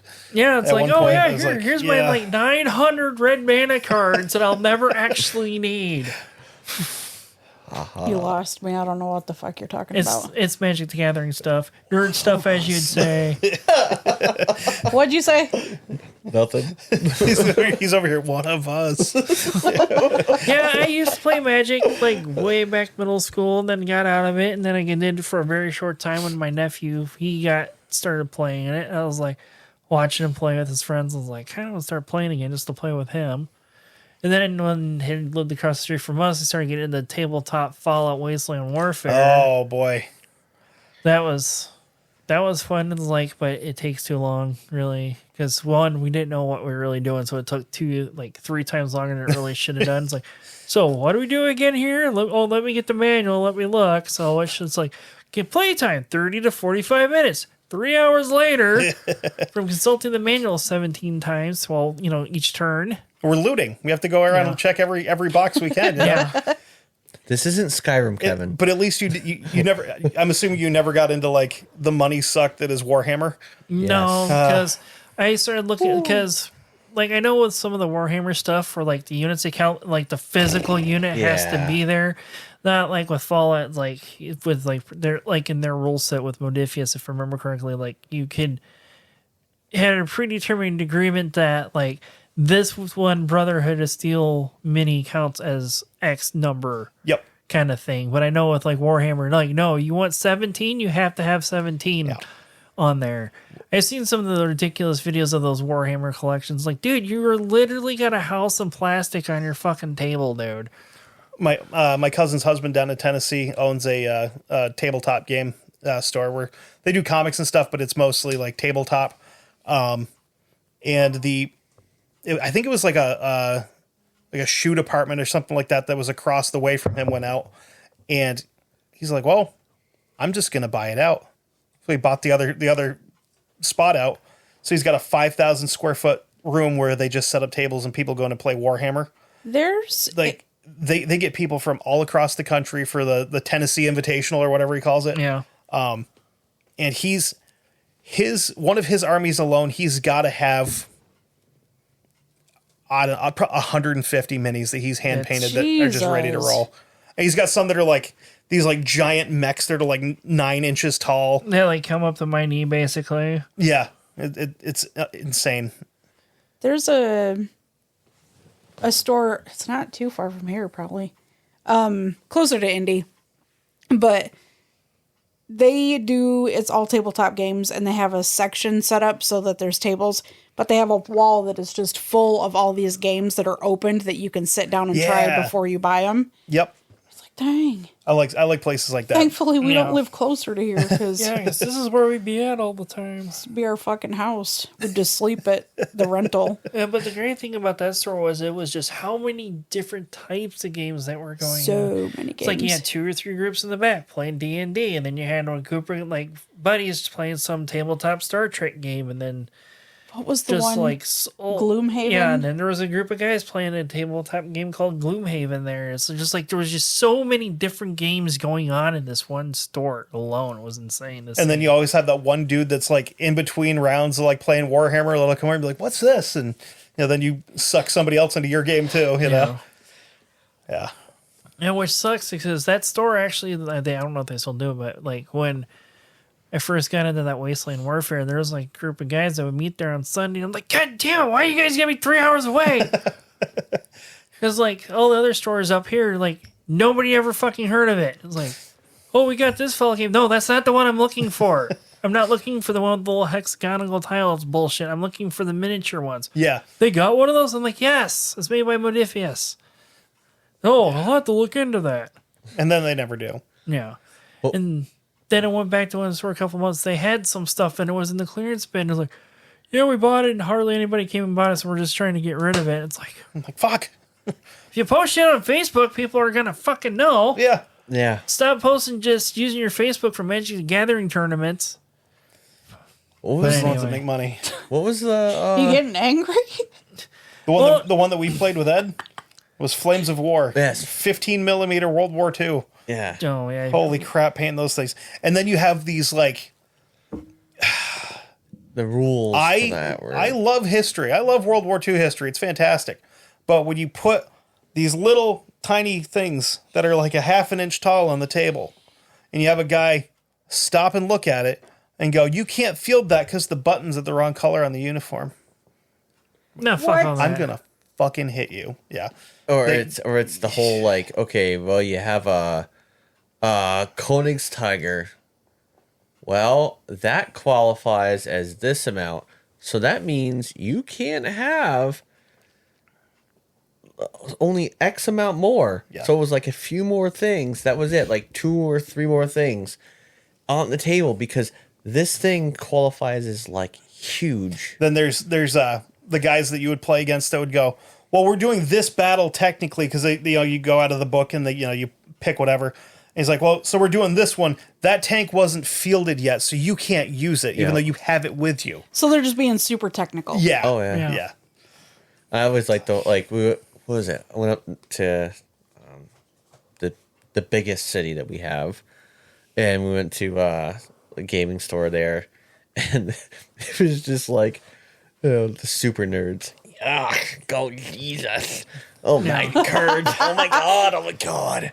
They're all like, look, I got this! Bam! Dude's getting into arguments because their fucking made up lore doesn't match each other's for their Warhammer guys. It's like, holy crap, dude! Like, no, well, yeah, you get a little fired up about that because of like how expensive the minis were and how much time I was putting into it, and there was like literally nobody to play with. Yep. And they were like starting to get into it, and they didn't even give it a chance. It's just like, why even bother buying it if nobody and you guys didn't advertise for it? That you guys now have it in stock because hey, we have this new Fallout game in stock. You might get bigger draws for it. Yeah. And it's like that. Anyway. Then you buy all the stuff, and then you get home and you just have a pile of gray stuff to paint, and you have nobody to play with. Yep. That's kind of pretty much why I stopped painting the ones I did. And that's part of it too. The time that I put in some of those minis for Wasteland Warfare and how you saw how they turned out, you know, is like basically what, you know, why you got a little fired up there about it. But anyhow, before we start that rant again, let's not. Before I started getting into the huge rant like I did about the Girl Scout cookie thing, that episode, holy shit, that was like, here we go, I'm going, you know, 0 oh to shit, 100. there's a handle on life, or there's my brake handle. We're fucked at this point. We're off the rails. Yeah, pretty much. Shit. It's how it's you know. It's either you like the stuff or you don't. Yeah. You know. There's no in between with that kind of hobby, you know. Yeah, because like when I was telling my coworkers about it, he seemed pretty interested in it, and he was like, I could see you get one of those hard cases and carrying all your minis in it, and you putting a Vault Tech logo on it and shit. Yeah, just like the one you got right there, back there. That's like what we're talking about. Oh, I've got like the hard sided like carry bags. Yeah, because I know you guys done some mini stuff before from your earlier episodes. Like you know how it is painting some of them damn things. I don't paint them. I hate it. I can't. And that pisses me off because you're like, I'm gonna play it. I'm like, your shit's not even primed. It's just bare plastic. Right. You might as well like- not even assemble it. Leave it in the fucking sprues and just put it on the table. Right. It's like one of my coworkers that was like he wanted his D&D mini painted up, and he knew like I already had skills in doing the intricate stuff from the HL Scale model running stuff, so he gave me his one to do. And it was a pre-primed one for a D&D orc or some shit. And I'm like looking at it, it's like, did they dunk this fucking thing in primer? There is no details. I mean, there was still some, but just this huge splotchy section on it. Like the orc's torso was just like smooth. It's like, what the fuck is this? I was like, dude, I need more time to paint this. Well, can I have it for Saturday? It's like, I can, but it's going to look like shit because I can't, I need time to take the old primer off and redo it. Yeah. Oh, I don't care. Oh, well, fucking okay. It's like at that point in time, you're better off throwing it in simple green and just scrubbing it with a toothbrush and repriming it and going to town. Yeah, because like if that would have been the case maybe about 3 years ago, I could have done it. I was like, dude, we can just suck it right now while we're at work, rinse the fucker off, and then I'll take it home. Yeah. It's like I have times where I miss it, but then again, I'm like, I don't have time anymore. Yep. Yeah. However, you're raising a boy, That's true. Yep. so he could be your new little gaming companion. That is very true. Yeah. Get him into Warhammer early, then you'll have money for drugs later on in life. Like, we're going to play Bolt Action because I've already got all the stuff for a British Army and a German Army. No. So we'll just do that. Or you're just gonna do podcasting because he Yeah. sits there. He already sits there and talks to us on it. So He gets behind my mic and pulls it right down. Sits there like this. Then he gets like he sent me a picture of him with the mic, and he's got like he's looking at a screen. And he's like this. I'm like, he's got this little computer. Oh yeah. He's super intense. What's he researching? Kevin goes, I don't know. He won't tell me. Secret. See if I can find it. I might not be able to right now, but that's okay. So what is he actually researching in those? He is watching Bluey and just click-clacking on his... it's my old Chromebook. It barely works, but it's good enough to like go on, get on the internet for a little bit. But he loves to click-clack. Yeah. No. He like click-clack on his keyboard. He'll like get up there, clack, clack, clack, clack. When I bought my Razer keyboard, I gave him the one that came with my computer. Yeah. And I can just plug it into the other one, and it lights up, and he freaks out. He's like, cool. Buttons. Yeah. Probably like you seeing that for the first Oh yeah, exactly. time. It's like, ooh. Except that doesn't strobe and change colors, which is fine because No. I don't do that. I try to. It's distracting for me. My keyboard's constantly changing. I'm like, No, mostly like that. I keep the color lights on for me because the sound effect buttons are color coordinated with the preset ones. That makes sense. Once you install with it, and plus the mics are got a color coordinate, like as you can see with the rings on the end of our cables there. nice. So it's easier You for guys me got to, a classy setup. yeah. So it's like, and that was the cheapest part of the Rode setup. There was those rings. Are you talking about the little plastic caps? Yeah. Where did you even find them? I got on Rode's website and looked under accessories, and there they were. I was shit. like, "Fuck, okay," because I knew they have them for their USB mic stuff. But Huh. yeah, going back to the Bluey thing. There's like, you're the one meme floating around about the German Shepherd being from Argentina that was going around for too long. It took me way too long to finally put two and two together with that. It's like, And I think I asked you, I was like, was this an actual joke in the show? And you're like, yeah. I was like, holy shit. There's a Doberman picture they pull off to get directions. And one of the kids' dads is like, can you help me get to what a so-and-so school? And the Doberman comes up. She goes, we're not from around here. I'm from Argentina. And I went, what the fuck? Hold on. German dog, Argentina. Jim doesn't understand what that. Okay, but what's the draw for adults? Because I know that... It's... Honestly, it's almost as much for parents as it is for kids. Is it like Ren and Stimpy back in the day? Not really. No? There's definitely like little like references where the parents will say something where they're trying to like. There's one episode called The Whale where they're going. The kids go whale watching, and that's because mom is sick on the couch and dad is sick on the floor because they were at a New Year's Eve party the night before. Like, no, we don't feel good. We stayed up too late. And it's like, no, you guys are fucking hungover. We've come out from recording. Oh, man. And his wife will be at the couch sitting, watching Bluey with Declan. And then Shelby will start, she'll be crying. Yeah. And I'm like, because it hits mom nerve somewhere. And yeah. There's like a particular episode, like with somebody passed away or something like that, whatever it was, that was like really like, like real there's type thing. There's an episode where the girls are doing a thing for Mother's Day, and they're like running back through mom's life, like, oh, you met dad and this and that and the other, and then you got pregnant, and she's got like a balloon up under her shirt, and they're like playing back and forth, and the balloon pops, and the father just kind of like grabs her hand. It's like, oh, I get it, because she's upset because at one point in time she had a miscarriage. That one hits her pretty hard. Like some other ones like that, but yeah, there's definitely like little things in there that like you see it as a parent and you go, oh, okay, I can kind of relate to that. It's hard to explain. And he's watched it so many times that he'll go, like one episode's he'll go, oh, this one's this, but then halfway through it changes his name to this. I'm like, what? Like, there's 3 seasons of it, and I've seen all 150 episodes of it at least 3 or 4 times. They're like 8 minutes, so they're like real short little things, but yeah. It's a cute little show, though. Yeah, it's fun. But yeah, there's and then like trying to like when they have to try to explain things occasionally, and they are like, well, we can't really. There's one episode where they're trying to find one of the mother's friends. And like, how did you know to come look here for us? Oh, when we were in high school, we used to come up here and think. It's like, oh no, you guys are up here like drinking beer and shit. Yeah. Think, got it. Sure. Yeah. But yeah, it's a good show. It's fun, Definitely some episodes that'll like get you in the feelings though. But yeah.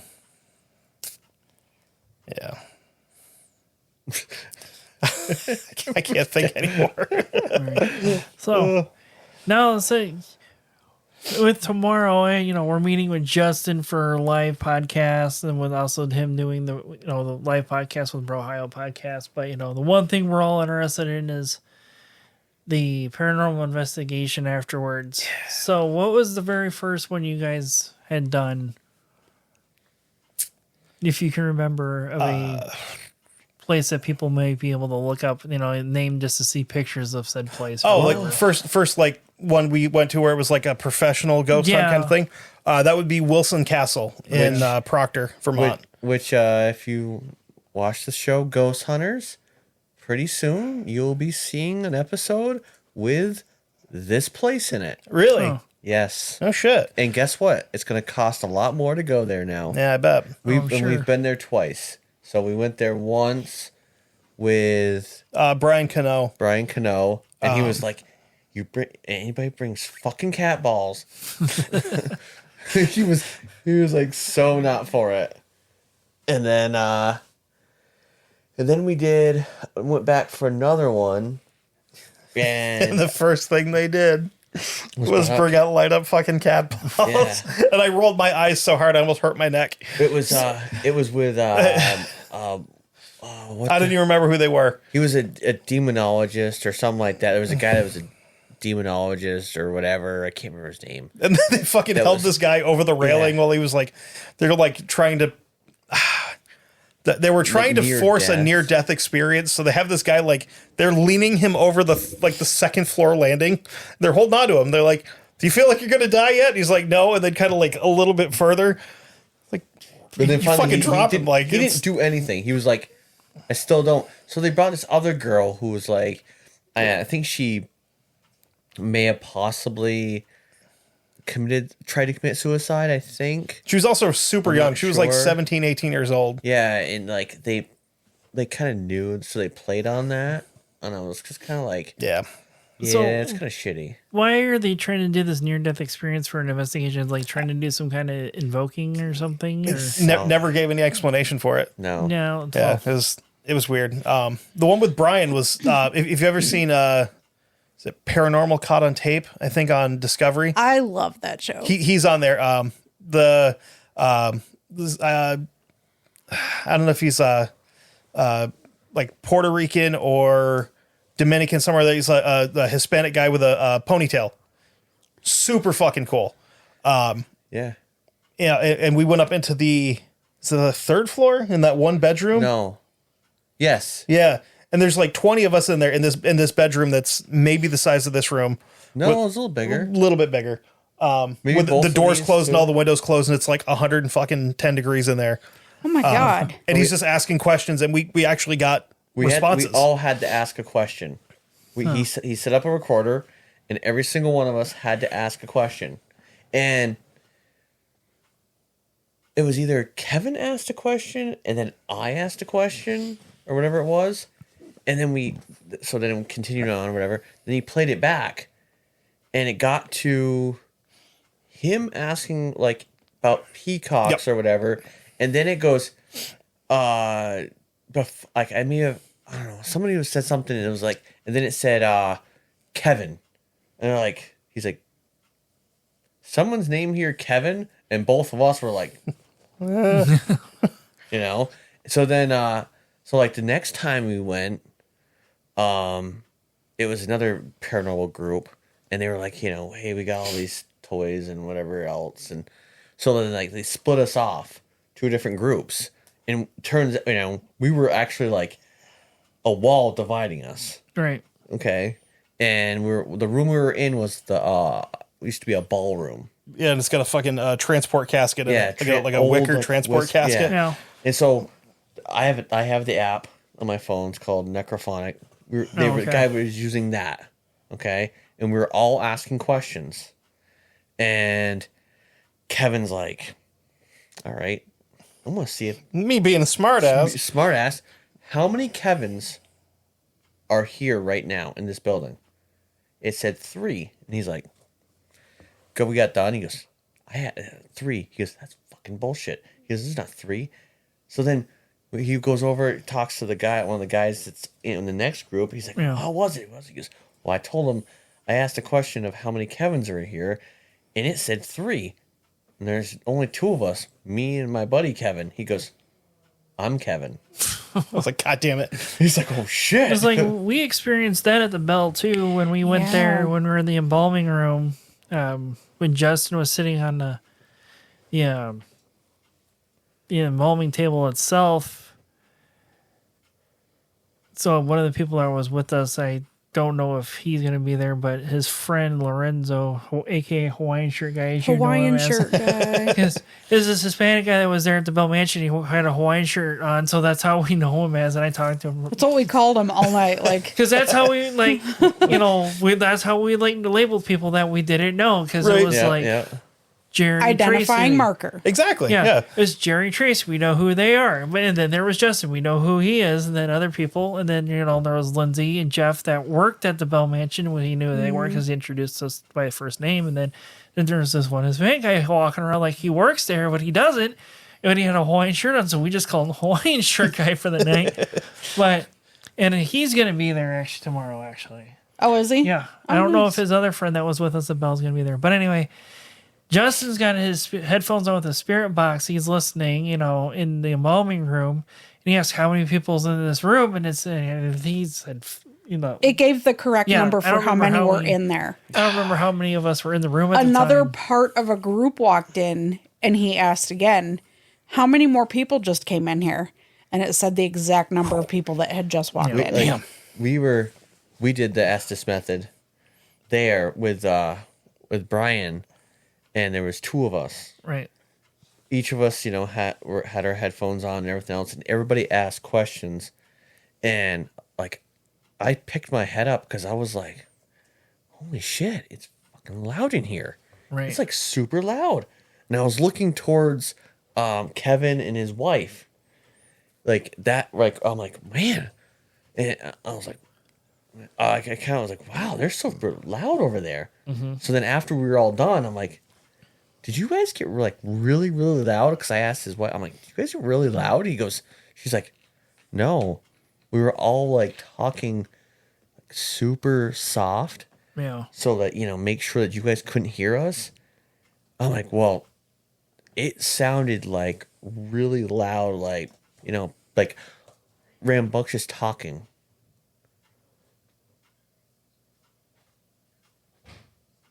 It look like it's a shared driveway, and it's probably people next door here.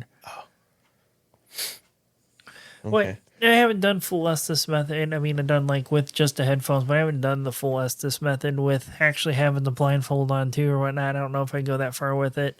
I don't know if I could. We didn't have that. We just kind of like looked down and we wrote everything that we heard. Okay. We just wrote it. We didn't look up. He said, "Don't look up. Just write." Have you guys been there before to this place? No. Okay. This is only our second investigation we've done. Okay. We're still newbies. Yeah. We've only done 2 at one place. Yeah. I mean, but yeah, we've also been to the Pittsford Haunted House. Yeah, but that's just like and we've investigated amateur hour shit though. Yeah, but I mean, we've caught stuff on. You set up your computer and you caught stuff on that. Like somebody walking across there's like a bridge. Yeah. Somebody walking, you're like, tung, tung, tung, tung, and there was nobody there. And then, well, I don't know. That was just with like my computer and a USB mic too. No shit. We've been inside of the place. I've been inside of it. I had my REM pod. Kevin wasn't there, but I've been in there, had it set up on a spar stool, and the fucking thing started, just like revolve, like it was like just going off, right? And we were playing,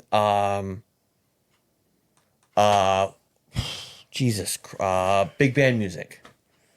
We were playing that, right? So it probably like was from the era, or you always enjoyed it in its like actual life. So yeah, I mean, but we've also, each one of us at the same place, have had different things happen where, like, he's had, things happen in a room, that he was in part of. I was guiding one time and this girl was all like super pissed. I'm like, what are you mad about? Was she hot? Like temperature wise? No. Like. No, she was just like mad. I'm like, what are you so mad about? She's like, that fucking doll. It won't stop. Yeah. I'm like, what are you talking about? I'm like, the doll, it keeps going. I go, well, shut it off. We have. I go, unplugged with no batteries and it's still running. I'm like, no. It's have you ever been into Spirit Halloween? It's the little girl with the pigtails on the swing. No pressure pad. Yeah. No batteries in it, and it's not plugged into the wall. I told her, I still making noise, and what you need to do is tell it just you need to stop. Tell it you need to stop, and everything. And usually if that happens, I've been there. I was messing around my Polaroid camera that I have, like a 1980s Polaroid camera. Yeah. Just trying to see how it works. And we had a plug your headphones into that and and listen to some of those. Okay. We had a You know how Audacity works. All right. we had a Yeah, that looks familiar. a whole like we had like a stretcher. Can we pause this for a second and just listen through your speakers? Or will you not hear it very well? You may be able to hear it. All right, so Don't ask me to reach, because if you can't reach, I can't.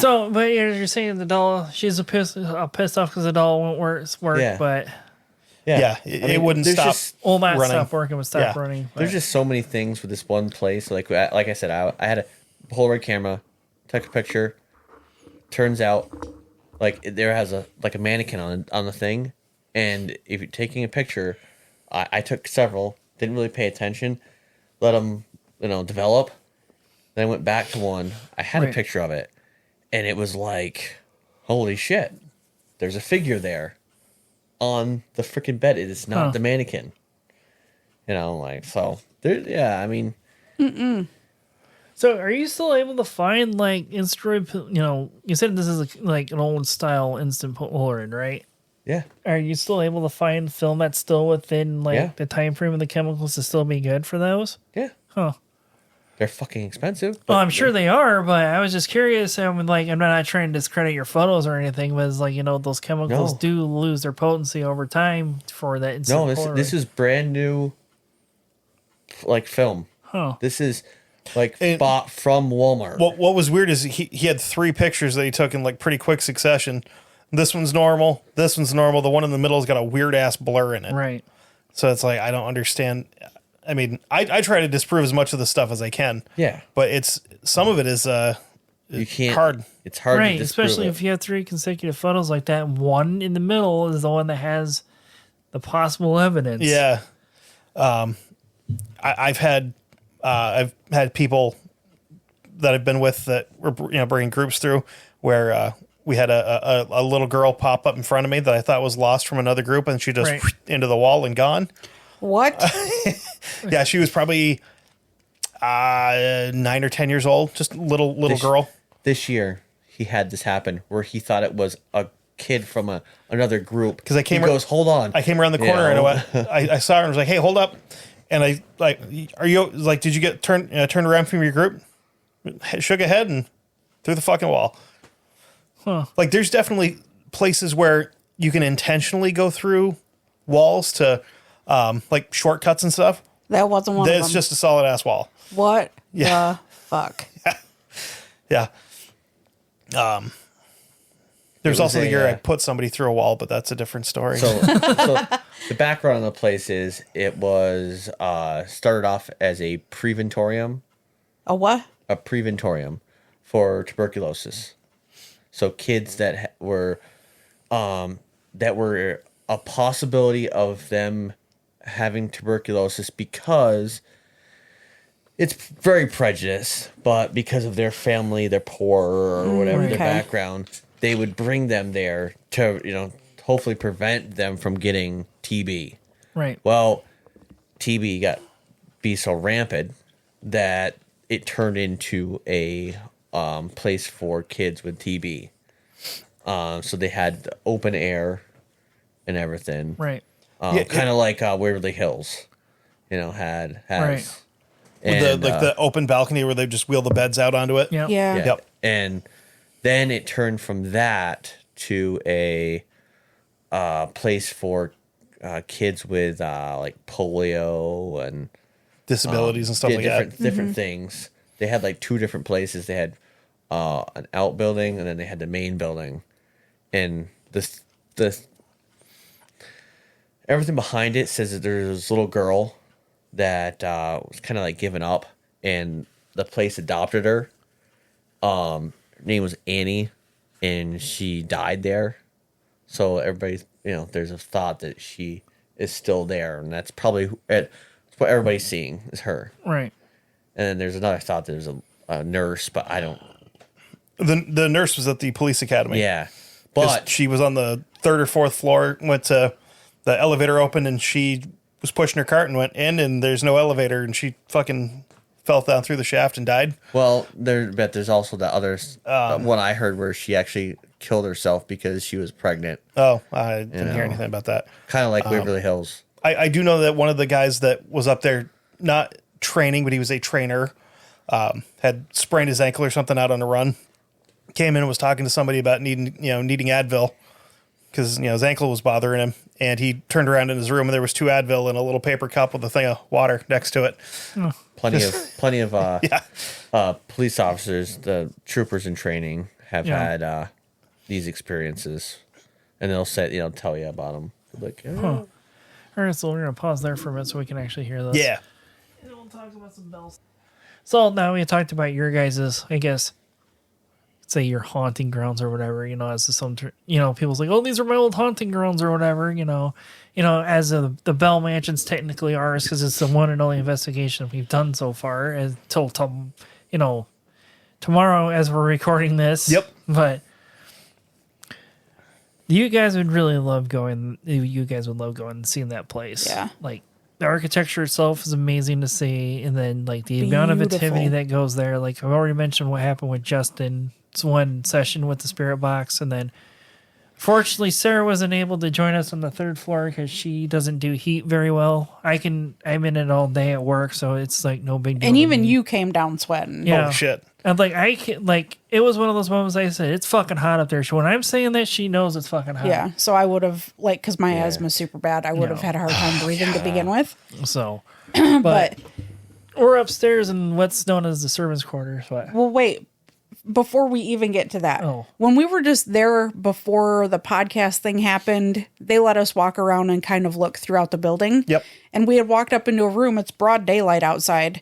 And the yoga room. Yeah, so there's like this huge empty room. It's a giant room. It was their display room for when it was a funeral home ahead of time because it was originally in a mansion, and then in the 1930s this family bought it, turned it into a funeral home, and it was the funeral home until 2018. Okay. So this giant room was their showroom for the funeral home at that point, and now it's a yoga studio. But is what is used as that space. We walked in just inside the doorway, and everybody that was in there was just sitting around the outside of the walls. And they had a REM pod in the middle of the room. Absolutely nobody was around it. And that thing was just lighting up like crazy. Oh, shit. Like broad daylight, tons of people in the room. Yeah. It was insane. The part of it like makes you kind of go, is this residual? They don't know what's going on. And it's just people doing whatever, like with me at the haunted house attraction that I was telling you about. I believe that most of the time it's just residual, right? Because where I had it, I showed you a video of it, was actually their dining room area, right? So I could be just them doing their everyday thing, and it could be. So when you mentioned that everybody's sitting around the walls, I have no idea why, but it reminded me of a YouTube channel that Shelby found originally called Haunt Me. It's a paranormal investigation group out of Maine. What's that one? That's the picture. He just showed us the picture of where they had the image that's not the animatronic or doll or what was it? You guys said it was. The doll is underneath it. Okay. And that dummy has been there since I was in middle school. It's more duct tape than anything else at this point in time. And I did take several pictures after.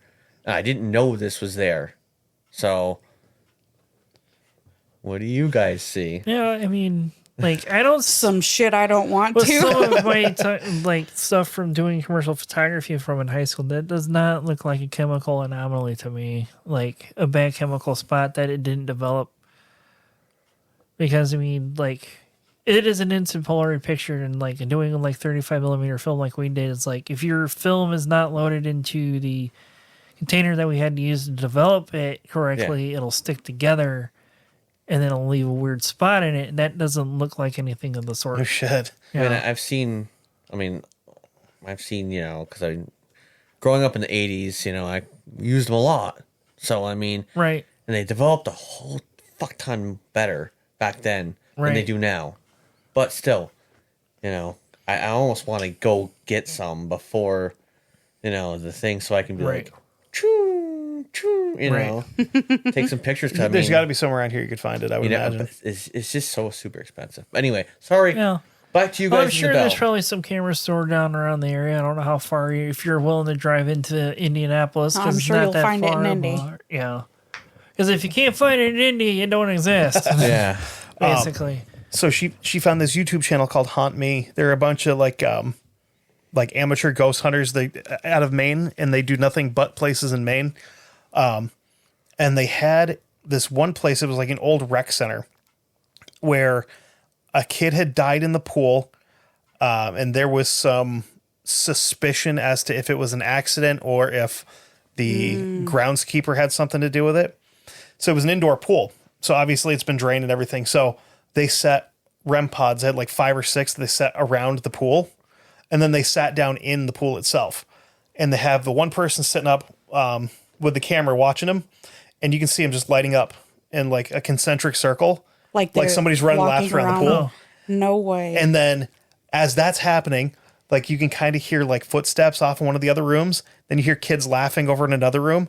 Then you hear these really, really heavy footsteps on the floor above it, and everything stopped dead as soon as the footsteps above started.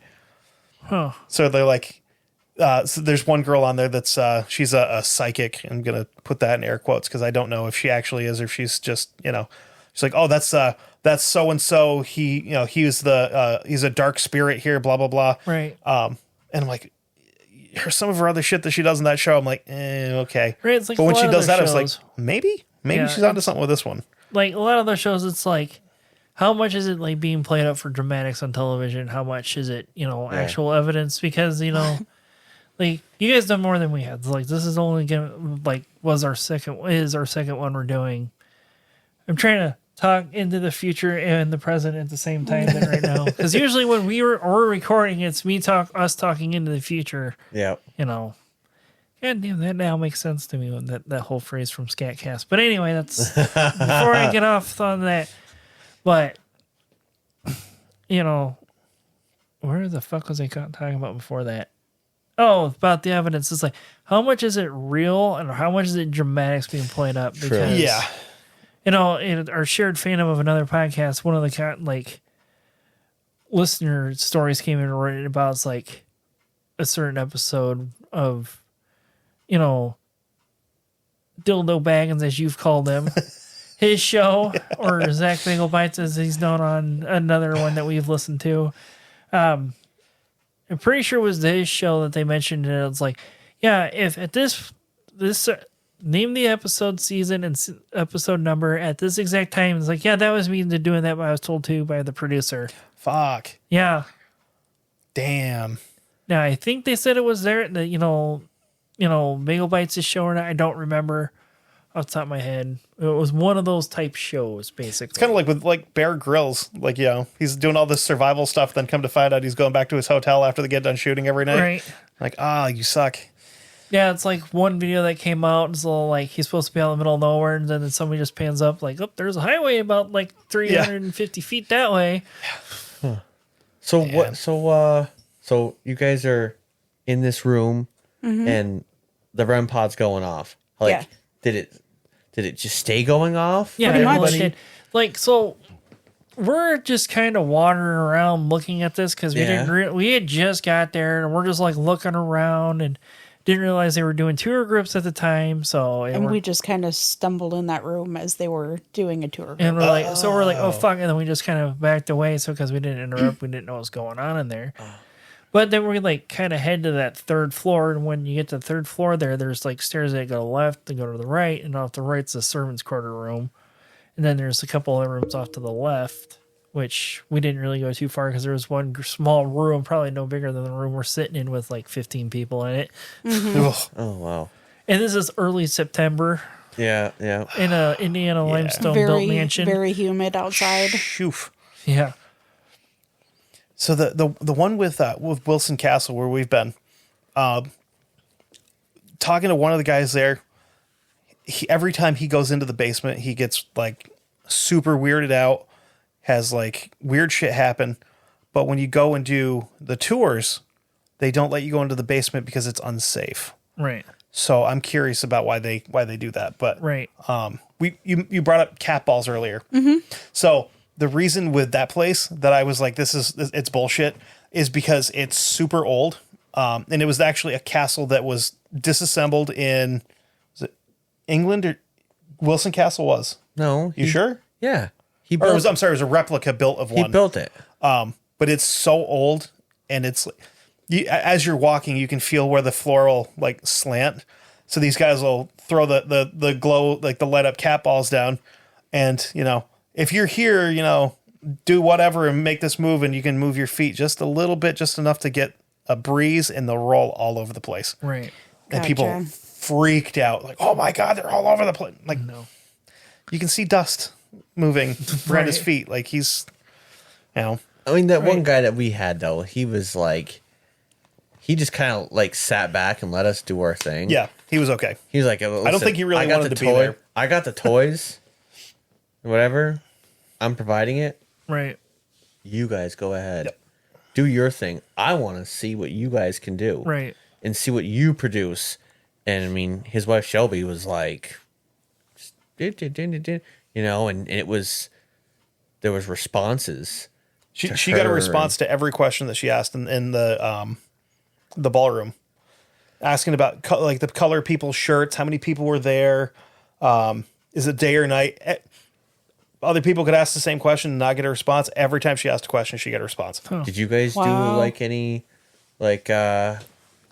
spirit box? No, anything? we didn't have our equipment at that time yet because we went into it without nothing because we didn't know. Did anybody else have one? Yeah, we spent most of the night just following Justin around with him in his spirit box at that point because they had some REM pods and REM music boxes available for us to use. Yeah, they had a plethora of shit laying on the kitchen table for us to choose from. You're like, just treat it as your own, as your own personal stuff, basically. And so we did. I'm pretty sure everybody did. But then, like, they even said they had Ouija boards available. Like, if you don't know how to use one, we'll show you how to. I don't think anybody, took that option. Speaking of the other Ouija than board, the kid that showed up on his own with his own. There was a break. So there was the podcast thing. Then there was like an hour break in between. And then we went back and the investigation was going to start.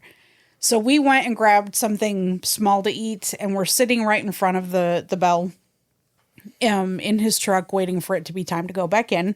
We see this little kid walk up toting his fucking Ouija board. Like, what? Not a fucking chance. What? It's like, stay the fuck away from this kid. We went to Salem. There was one of the, like, this, like, little gift shop kind of thing that we walked into. It was a Ouija board museum. It's like gift shop out front, and then there's a sign, Ouija board museum out back. And I'm like, I don't fucking think so. And I walked right out of the building. Like, nope. Nope. We all went, nope. I mean, Nope. you guys, like I have, necrophonic. Right. That's what we used. And I mean, gotten stuff off of it. Have you used that one? No, I don't think I have. I mean, I was a little bit skeptical. Is that a pay one, or can you just get that? I have it on my iPad, and I have it on my phone. Well, so I'm curious because I have my earbuds with me. I might bring those with me tomorrow night and download the app and try it with those. Yeah, I mean, like I said, I have it on my phone and I have my iPad. So I have two different sources of, so it's like, but I mean, yeah, you guys should, definitely. Yeah. It's like if we stick together all night tomorrow night with this and people are going to walk past, it's like, those fucking nerds are really into this. You're going to have fucking lasers on the fucking wall and a grid and shit. And there's like two of us, two REM pods popping off. The looks I got walking around with my laptop half open and my fucking USB Yeti like this. People were like, this one woman walked by and like she'd had a couple drinks before she started. She just looked at me like I had 3 heads. But then she got the best fucking picture of anybody there that night. Of course. It was the greatest because we were literally just in that room. Yeah. We were in that room and then walked out of the room to a different room. Went into the adjoining room through the side door. And then her and her friends, I guess, went into the room. And they'll start taking pictures. Oh. And then they're like, holy shit! That's what we hear. Oh my God. And then, so Brian's like, what? He comes over. They're like, look. and it turns out, and it's like a photo. Like they took a picture of the mirror. The mirror, like a dressing. Yeah. So it was a. It was a It's a jewelry table. So it's a big table with like a big like super ornate like oval mirror, and then there's the stool there. In the picture, you can see somebody sitting on the stool in the reflection. There's nobody on the stool because you can see the stool.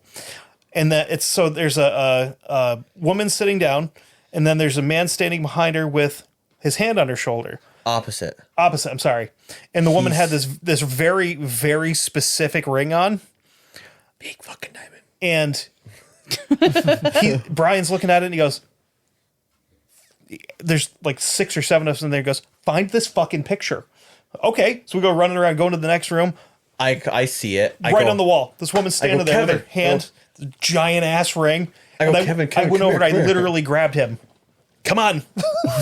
By the shoulder. I'm like, come here, you got to show you this. Because I said to Kevin, I'm like, I saw it. And I go, Kevin, come here. Shelby, come here. Is that it? I think it is it. They're like, think so. And that's when he went over. He's like, come here. You know. So he comes over, looks at it, then went back and took her phone and went back and he's compared it. He goes, yeah, that's the same person. Huh. It's like, holy shit. Like, but that's the black dress room where they have the mother-in-law's room. Supposedly his weird Victorian Gilded Age speak of rooms. It's like, it's a bedroom. Yeah, so it's not Victorian though. So it's a big bedroom, and all it's got is just the bed. Yeah. Like an end table next to it, that jewelry table, and like a kind of like a dresser next to that. And in the closet is the grandmother's black dress that was like her favorite dress, and it's just like hanging there so you can look at it. And like that's all there is in there, and that is the most active room in the entire place. But apparently. You know what it reminds me of? Like the between it is kind of like, you know, if you ever saw like old shows, kind of like there's like it reminds me of Downton Abbey, where the husband gets dressed in one room, and the wife has a separate room that she gets dressed in. Well, it's almost like he needed help with like say his bow tie. Because I don't think his bow tie was tied in the picture. He like must have come over, sat down, and she was gonna help him with the bow tie, you know, type of thing. So that's where I went with it. It was like, yeah, that's weird. Yeah. And I talked to Justin a little bit last night. He's like, so I asked him like, have you ever been here? He's like, oh, I've been to the distillery. He's like, yeah, I've been a couple of times, and I'm like, so I'm assuming it's a pretty good sized place because it's fucking huge. And he the way he put it is, they stopped selling tickets. They sold out. I guess they sold like 50 tickets. It's like we could have sold 200 and had room for people to still walk around in there. Damn. So there's going to be like a pretty small number of us there tomorrow. So, and that's if everybody even stays for the ghost hunting. They're not just there for the show. Right. You know, they didn't even check at the bell though for people that bought tickets to the show. When we went to the one in Buffalo, they didn't check our tickets. Yeah, we just like walked in and they're like, oh, hey, we're going to start tour you would real think quick. that they like, would, cool, all right. And then they would make sure that the people that are there are the ones that paid to be there. Yeah, I think right? I think that's probably what happened with that, but we still had a hell of a time with it. I mean, we just like got all sorts of shit. So now that we have actually gone back and gone into Robert's room, he does not want me in his fucking bedroom. Did you feel it again? Yep. So upstairs on the second, what's the second floor? There's the owner's, the man's bedroom, Robert Bell's bedroom. The first time we went there, I had this heavy feeling, sense, presence, whatever you want to call it, when I walked in there. I just kind of dismissed it as like just being hyped up and like, this is a real haunted location, whatever. So I just kind of dismissed it. Well, we went last weekend back there for a Ghost-orama paranormal event they had going on. And we were walking around in there. We go in his room, and it happened again. He does not want me in his fucking bedroom. Wow. It's the only room that we've gone in there, entire mansion, and like they give you free reign of the entire friggin' building, from basement to third floor. Wow, it's open to you to do wherever you want to go. There's nothing off limits other than the freight elevator. That's the only off limits part. Yeah. Freight elevators are sketchy. Well, a freight elevator in a building that's that old, that's the only off limits to actually being in is that freight elevator. You get free reign of the rest of the building.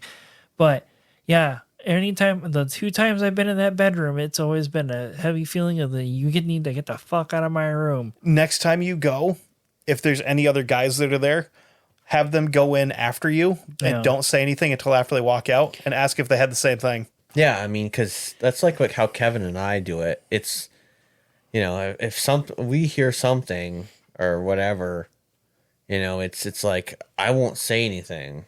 I have to wait. Right. I wait. Like, okay, I felt this, and then it was like, okay, wait, and if you felt it, okay, cool, or maybe you didn't, or did you hear that? I heard this. What did you hear? And Shelby's really good at that too. Like, I think the first time she had anything like that happen was when we went to Salem. There's a place called the Parsonage, so it's one of the, it's just a cellar hole at this point, but it was one of the original buildings that was built in the town. Mm-hmm. So you have to walk between these two people's houses to get out into the woods. That was where it all began. Yeah, it was where the first acquisition was made. With Tituba and all. Yeah, yeah. So fucking weird, by the way. So you can walk down into the basement, and it's just a cellar hole. She walked down in there, and she was standing there for a minute, and she's like, "Can you come down here?" Okay. So I walked down in, and she goes, "Okay, it's weird. It's gone." Like, what are you talking about? She goes, "As soon as you walk down in here, it warmed up." Because she's like, it was much. I mean, it's only like maybe waist high on her into the ground. She was like, when I was down here by myself, I was freezing. Huh. Yeah. Yeah. I was there. And like, I felt her hands. Her hands were like ice cold. Wow. Then after that, she's like, I want to go with you guys when you go to Wilson Castle. I'm like, fuck yeah, let's go. Right. Yeah. She was like, oh, we're going to do it. And then we did it. Then we did it at one time. Then she's like, we're going to do it again. Because we were all sounds like we need to get her at Bell Mansion. We do. They I really wanted her to come here to do this. Right. They do private investigations. Nice. But I'm like, if we got a group of people and we all split the cost, we would have that entire place for like, how long is it? I don't remember what the time lot is. I think it's like till 1 or 2 o'clock in the morning. Yeah, from like 6 o'clock to 2 o'clock. Justin would be like right into that too. Oh, yeah. I'm sure. Especially being fairly close. Right. And then we have one that's kind of local to us, Carissa. Oh, well, two, Carissa and Minnie that would love to go. But yeah, I'm pretty sure your wife would absolutely fall in love with this place. It is beautiful. Okay. This is the cellar hole. Was I right on the height? Oh. Yeah, it's not very deep. And she was standing in there just by herself, and it was freezing. Yeah. She's like she was freezing. And it was early October. So I mean, it was even though it's like open 60s. air, she was freezing. Yep. Yeah. It was like probably 20 degrees. She said it's probably 20 degrees colder there than it was just going up. So then we left there. We went to because this is Old Salem. This is what they consider Old Salem, but it's Danvers now. Yep. So then we went from there to the memorial, and it starts raining. Okay, now I don't know if I have I have a couple pictures here. If you just kind of like scroll, you see the first one, and then you kind of like scroll to the right and left. You scroll to the right. You don't have pictures of the crystal penises, though, do you? No. How do you take pictures of everything else but not those? So it was like a one of like the. So you need to get them up the phase cabinet so it was in see the that freaking there. the crystal store, the protective crystal store. Oh, dude, that was like that was. I don't buy into that shit. Oh, I don't either. But they have like because she's like walking by and there's this. I mean, it's fucking like 4 feet tall. It's just this giant pink crystal like inside the door. She's holy shit, and walks in to look at it. And of course, you're in there, so you just wandered around. And then there's a display case right in the front with all these crystal dicks. And because she's a child like I am, so she's like snickering and laughing. And I'm like, what's so funny? She's like, there's dicks. What? So I look and I go, oh shit. So I get my phone out because there's no flash photography because it can affect the effectiveness of the crystal. I'm like, they're fucking rocks. Like, it's not going to affect the crystals. So I got my phone like out next to me, and I take a picture, and I don't realize that my sound's on. Chink, and the woman comes over. I'm going to have to ask you to leave. Yep, no problem. Perfect picture of all of them. That was great. That's like, fine about me leaving. I got what I wanted. There's a place in Fort Wayne that there's lots of crystals and just weird shit in there. But they have a room where it's got all of like the mounted insects and bats and shit like that. Oh, that's awesome. That they sell. And there's somebody local that has a 3D printer that prints dicks with dinosaur legs. So it's a Dickosaurus Rex. Oh my God, I hope they have an Etsy shop. I would buy one of those. I don't know. Next time we go down there, I'll make David take me so I can figure out who it is. But yeah, there's some that have fucking wings. I'm like, oh my God. A dick with wings with dinosaur, and it's built to look like a dinosaur. That's fantastic. It's speaking of dicks. As soon as we crossed the border into in Ohio, there was a giant billboard for a sex shop, and I told Kevin, I'm like, dude, if it wasn't 7 o'clock in the morning, I would make you go in there so that I could buy a small rubber dick to slap on a big rubber dick when we get there tomorrow. Because like, I don't know what you have planned, but you've said something. Was it called Lion's Den? I don't remember. It's like a big like black and purple sign. Okay, then it's not Lion's Den. I was like, damn, like that would have been great. Just walk in and just unicorn. Yeah. And I would have left You'd have to buy one with the suction. It's like you gotta know they're gonna have to leave that on there. So, and Garth Brooks would have to get a new name. He'd be the unicorn. But yeah, so how the fuck did we go from talking about ghost investigation stuff to fucking crystal dicks? Because we're crystal with the dicks and Kevins. unicorn dicks and giant rubber dicks. Yep. But anyhow, have to get a small rubber dick to thump on the big rubber dick. It's like if we actually do go back to Bell, it's like this probably like last half an hour is gonna be like, I hope you guys can fucking follow what we're talking about. Good luck on that. Yeah. But so like we do ever go back to Bell for private investigation. I want to go back in the one secret room they never really talked about. That Hawaiian shirt guy knew about. Oh yeah. There's okay. It's not really a secret room. It's not a room that's spoke of. It's a basically. little offshoot in a corner, tucked away in the basement. oh yeah. Some very devious behavior went on there. Okay. Yeah. Interesting. I bet that is dark as fuck right there too. Yup. Some icky stuff went on in that room. He left like, okay. So the whole time I'm like, please don't leave me alone. Hold on, let's finish talking about the basement. Okay. Like, she didn't go on the tour because I didn't know what was down there. So it's like she didn't talk to the tour. I told her I was going to take the tour just so I have a basic idea of where the place is laid out. She's like, cool, okay, whatever.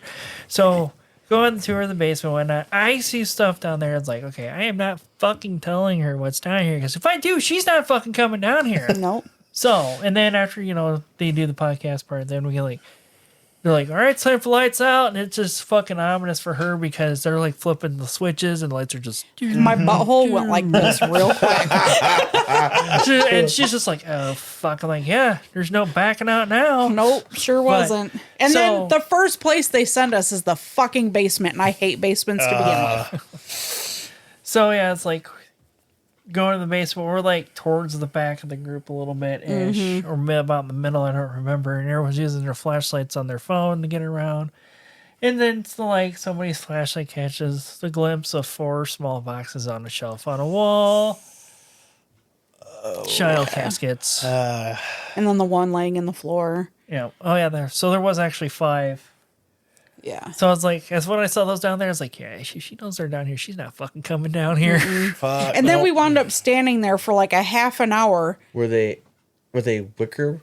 No, they were like actual wood child caskets. Yeah. Oh. Because the building was a funeral home up in 2018, so there was a lot of that stuff that was left over. They had just got left in the basement. Like they had that, they had a Vietnam era transport box, like the wood box, and then the metal box. Yeah, was one of those. Shit. And then there's a third wooden box, transport box they had as well too, which they've had some issues with that. It was because of a First Nation indigenous person was carried in that box at some point, so they had to. Oh. They found a shaman to clear him from that box. So, Yeah, because that wicker one at Wilson Castle, there is definite stains in the bottom of it. The gurneys that they have in the embalming room have stains all over them. The mattress, yeah, all over them. Oh, now I want to go. I know. there's like one wall in there that like the door frame that was like the servant's kitchen at one point. And it was just another offshoot turned from the funeral home for processing across from the embalming room. Like you can still see the blood on the wall from where part of the body kind of rubbed against it when they took it in there. Like they were gonna clean it off. I was like, no, we're gonna leave it because it adds charm to the building for it and whatnot. But yeah, it's one of the places that's like I'm always gonna tell everybody that's like, yeah, it's the only place we've investigated up until tomorrow. But it was a fucking banger. If you want any like see and hear things that can't be just dismissed immediately or whatever, that's the place to fucking go. Like in our area, We would all should go. I'm gonna go. I want to go, Yeah, and it's not that expensive to go to Waverly Hills. Yeah, Right. That's just in Kentucky. I am like Jones there to go to there. Waverly I Hills. don't know and if we'll you talk can see it. Oh shit! Let me just go ahead and turn that screen back on. Interesting. Oh shit. Oh yeah, the gurney with all the stains on fuck. it. Yeah. Oh yeah. So how long was it a? It was a funeral home from like. Sorry, when did it start? Actually, I should say. It was like somewhere between 1930 and 1936 in that range is when it started. I don't remember exactly what year it started being a funeral home. So they bought it. Yep. Mm-hmm. So okay, from the original family. Yes. Well, the original family sold it off to one family, and then the family after that sold it to this one that was a funeral that turned it into a funeral home. And it was like the premier funeral home of Fort Wayne for like 90 years, basically. Oh, wow.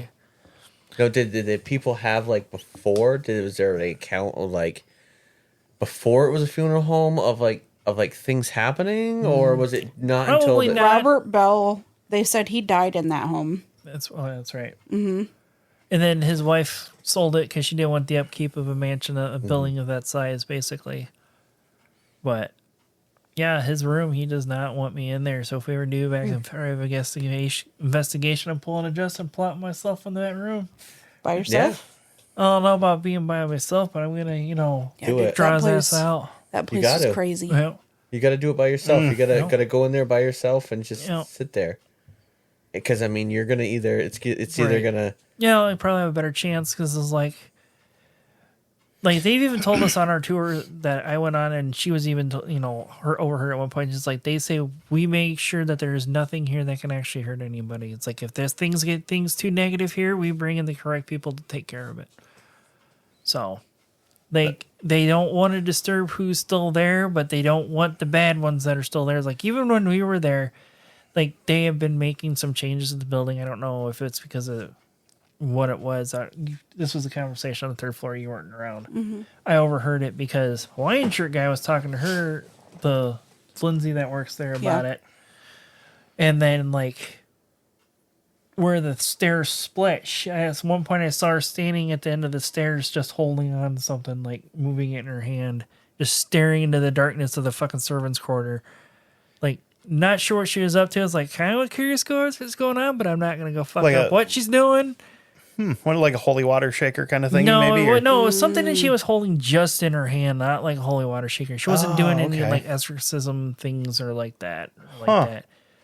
But she does pendulum work, so I don't know, it might have just been that in her hand getting ready or whatever. But I heard the whispers in the wind basically of the upstairs of like, there's something here that shouldn't be as of right now. I don't know if I've ever told them about Donna David's house. The shit that we had happen there. Oh. So my cousin and her boyfriend, so his father died. And this house is a minute and a half walk from where we both grew up from, because we grew up across the road from each other. Right. So when his father died, he got the house. And his final request was he wanted to have his ashes scattered on the battleship that he was on during Vietnam and whatever. So they went down to South Carolina, got permission from the Navy to do it, did everything, had a nice ceremony. As soon as they came back, they had all kinds of like super fucking negative activity start in the house. Huh. Until like it never started until they scattered his ashes. So until then, he was in the house in an urn. Right. And then once he was gone, everything kicked up. My cousin wouldn't go down into the basement to do laundry by herself, because she would go down to the washer and dryer. So you go down the stairs. There's a bedroom here on the left, and then it cuts around, and there's like a little like a storage hallway kind of thing. Then the laundry and utilities and stuff is all out through there. And then on the other end of that is a door that opens up for their wood chute, so they could just throw firewood down into it to bring into the house. She would go down and start loading the washer and dryer and hear growling from the wood chute. So she's like, "You guys need to come up here." So we went up and set up microphones and stuff.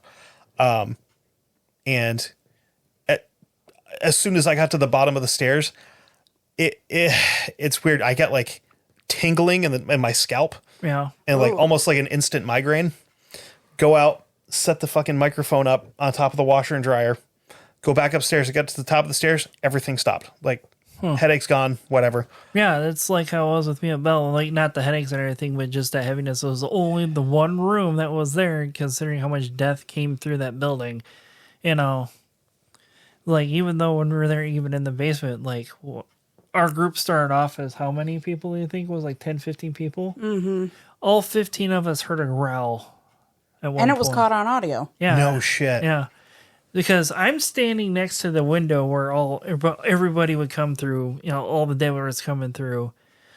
And there was this one kid, the one kid with the Ouija board, we'd had a REM pod set off over where he, like, on the other side of the steps door. right behind him. So we're getting ready to move. So it's like somebody's like, "Hey, you want to go grab that?" And he's like, "Yeah." And we're all just standing there, still kind of listening to shit, and we all hear, and like, did anybody else hear that? And everyone's like, "Yeah." And the king said, "Whoa, that scared me." And he's off in a whole other room hearing it. Fuck. Do you still have the pictures of your back from that? And then, like, I even brought it up to the staff that was there that night doing the investigation part. They're like, "That's not the." He's like, "That's the first time we've heard anything like that. Can you got audio?" I was like, "Yeah, I got it on audio, and like 15 other people heard it, and I'll send it to you." Did you ever send it to him? Yeah, I did. She like, you'd be able to bring the chat up with that on there and play that for them. I don't think it's on here. So like, I don't think I sent it to her in chat. I'd have to go through. Not through Facebook? No, I'd have to go to the other Facebook profile to get to it. Okay. So we went back down. We went back upstairs. We were shooting the shit with everybody. Went back down like an hour later because it's like 11 o'clock and I want to go home. We're getting everything picked up. No, they had left. Oh, that's right. They did leave. Yeah, because then we didn't stick around long after that.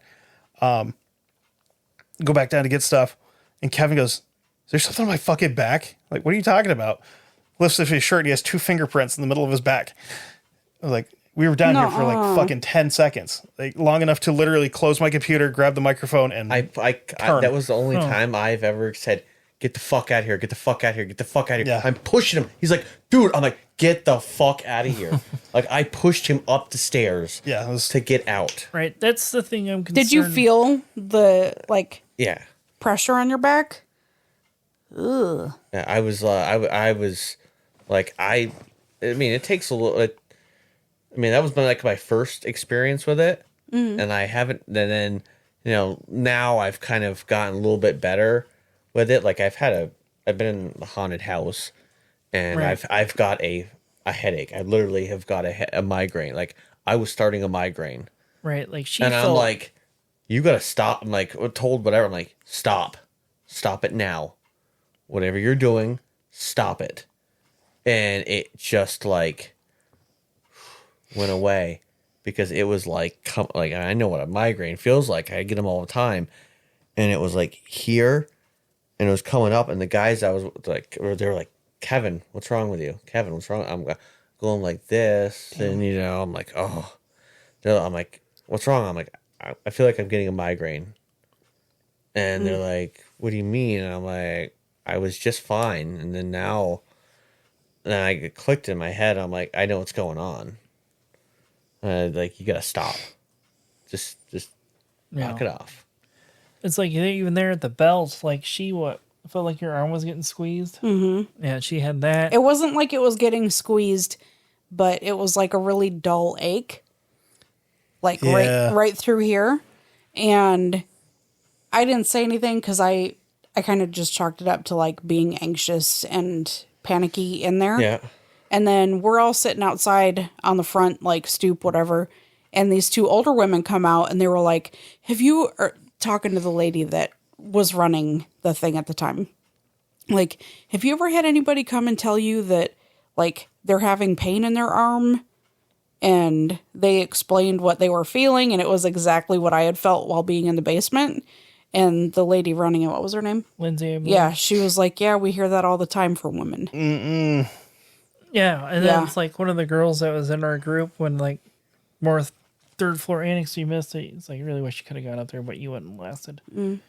But that's where a lot of shit was going on. But like in the poker room, like she said, one of them felt like her legs were getting grabbed, like around her calves. It's like, you're a woman in a room only meant for men.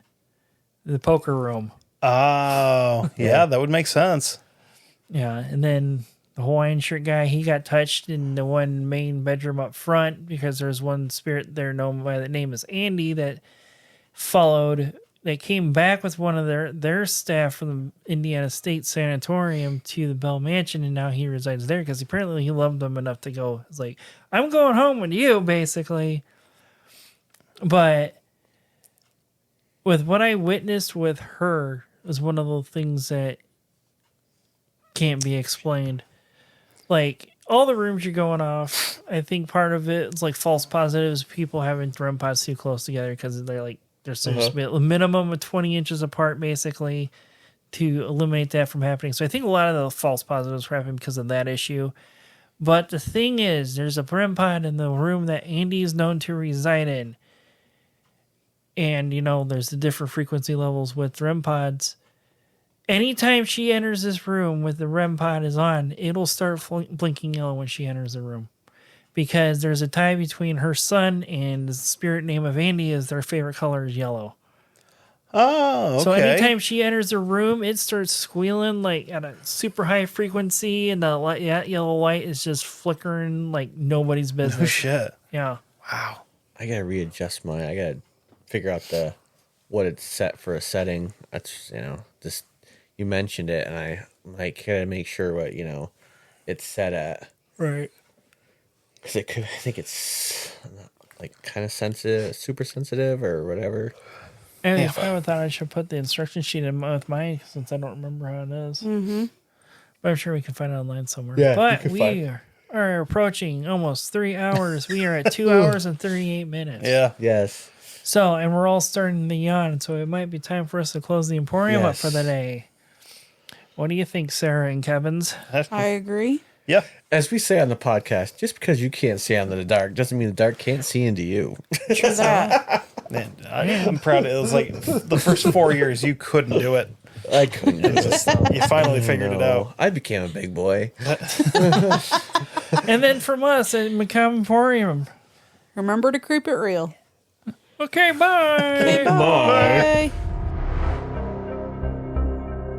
Please go and check out our website at macabreemporiumpodcast.com. Join our Facebook group by searching Macabre Emporium. Like and subscribe on YouTube at Macabre Emporium Podcast.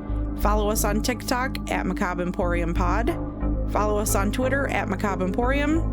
If you have any stories of the paranormal, your local true crime, or weird history that you would like us to look into and possibly do an episode on, email us at macabreemporiumpod@gmail.com. And remember to follow, rate, review, and share whenever and wherever you can to help us grow our podcast.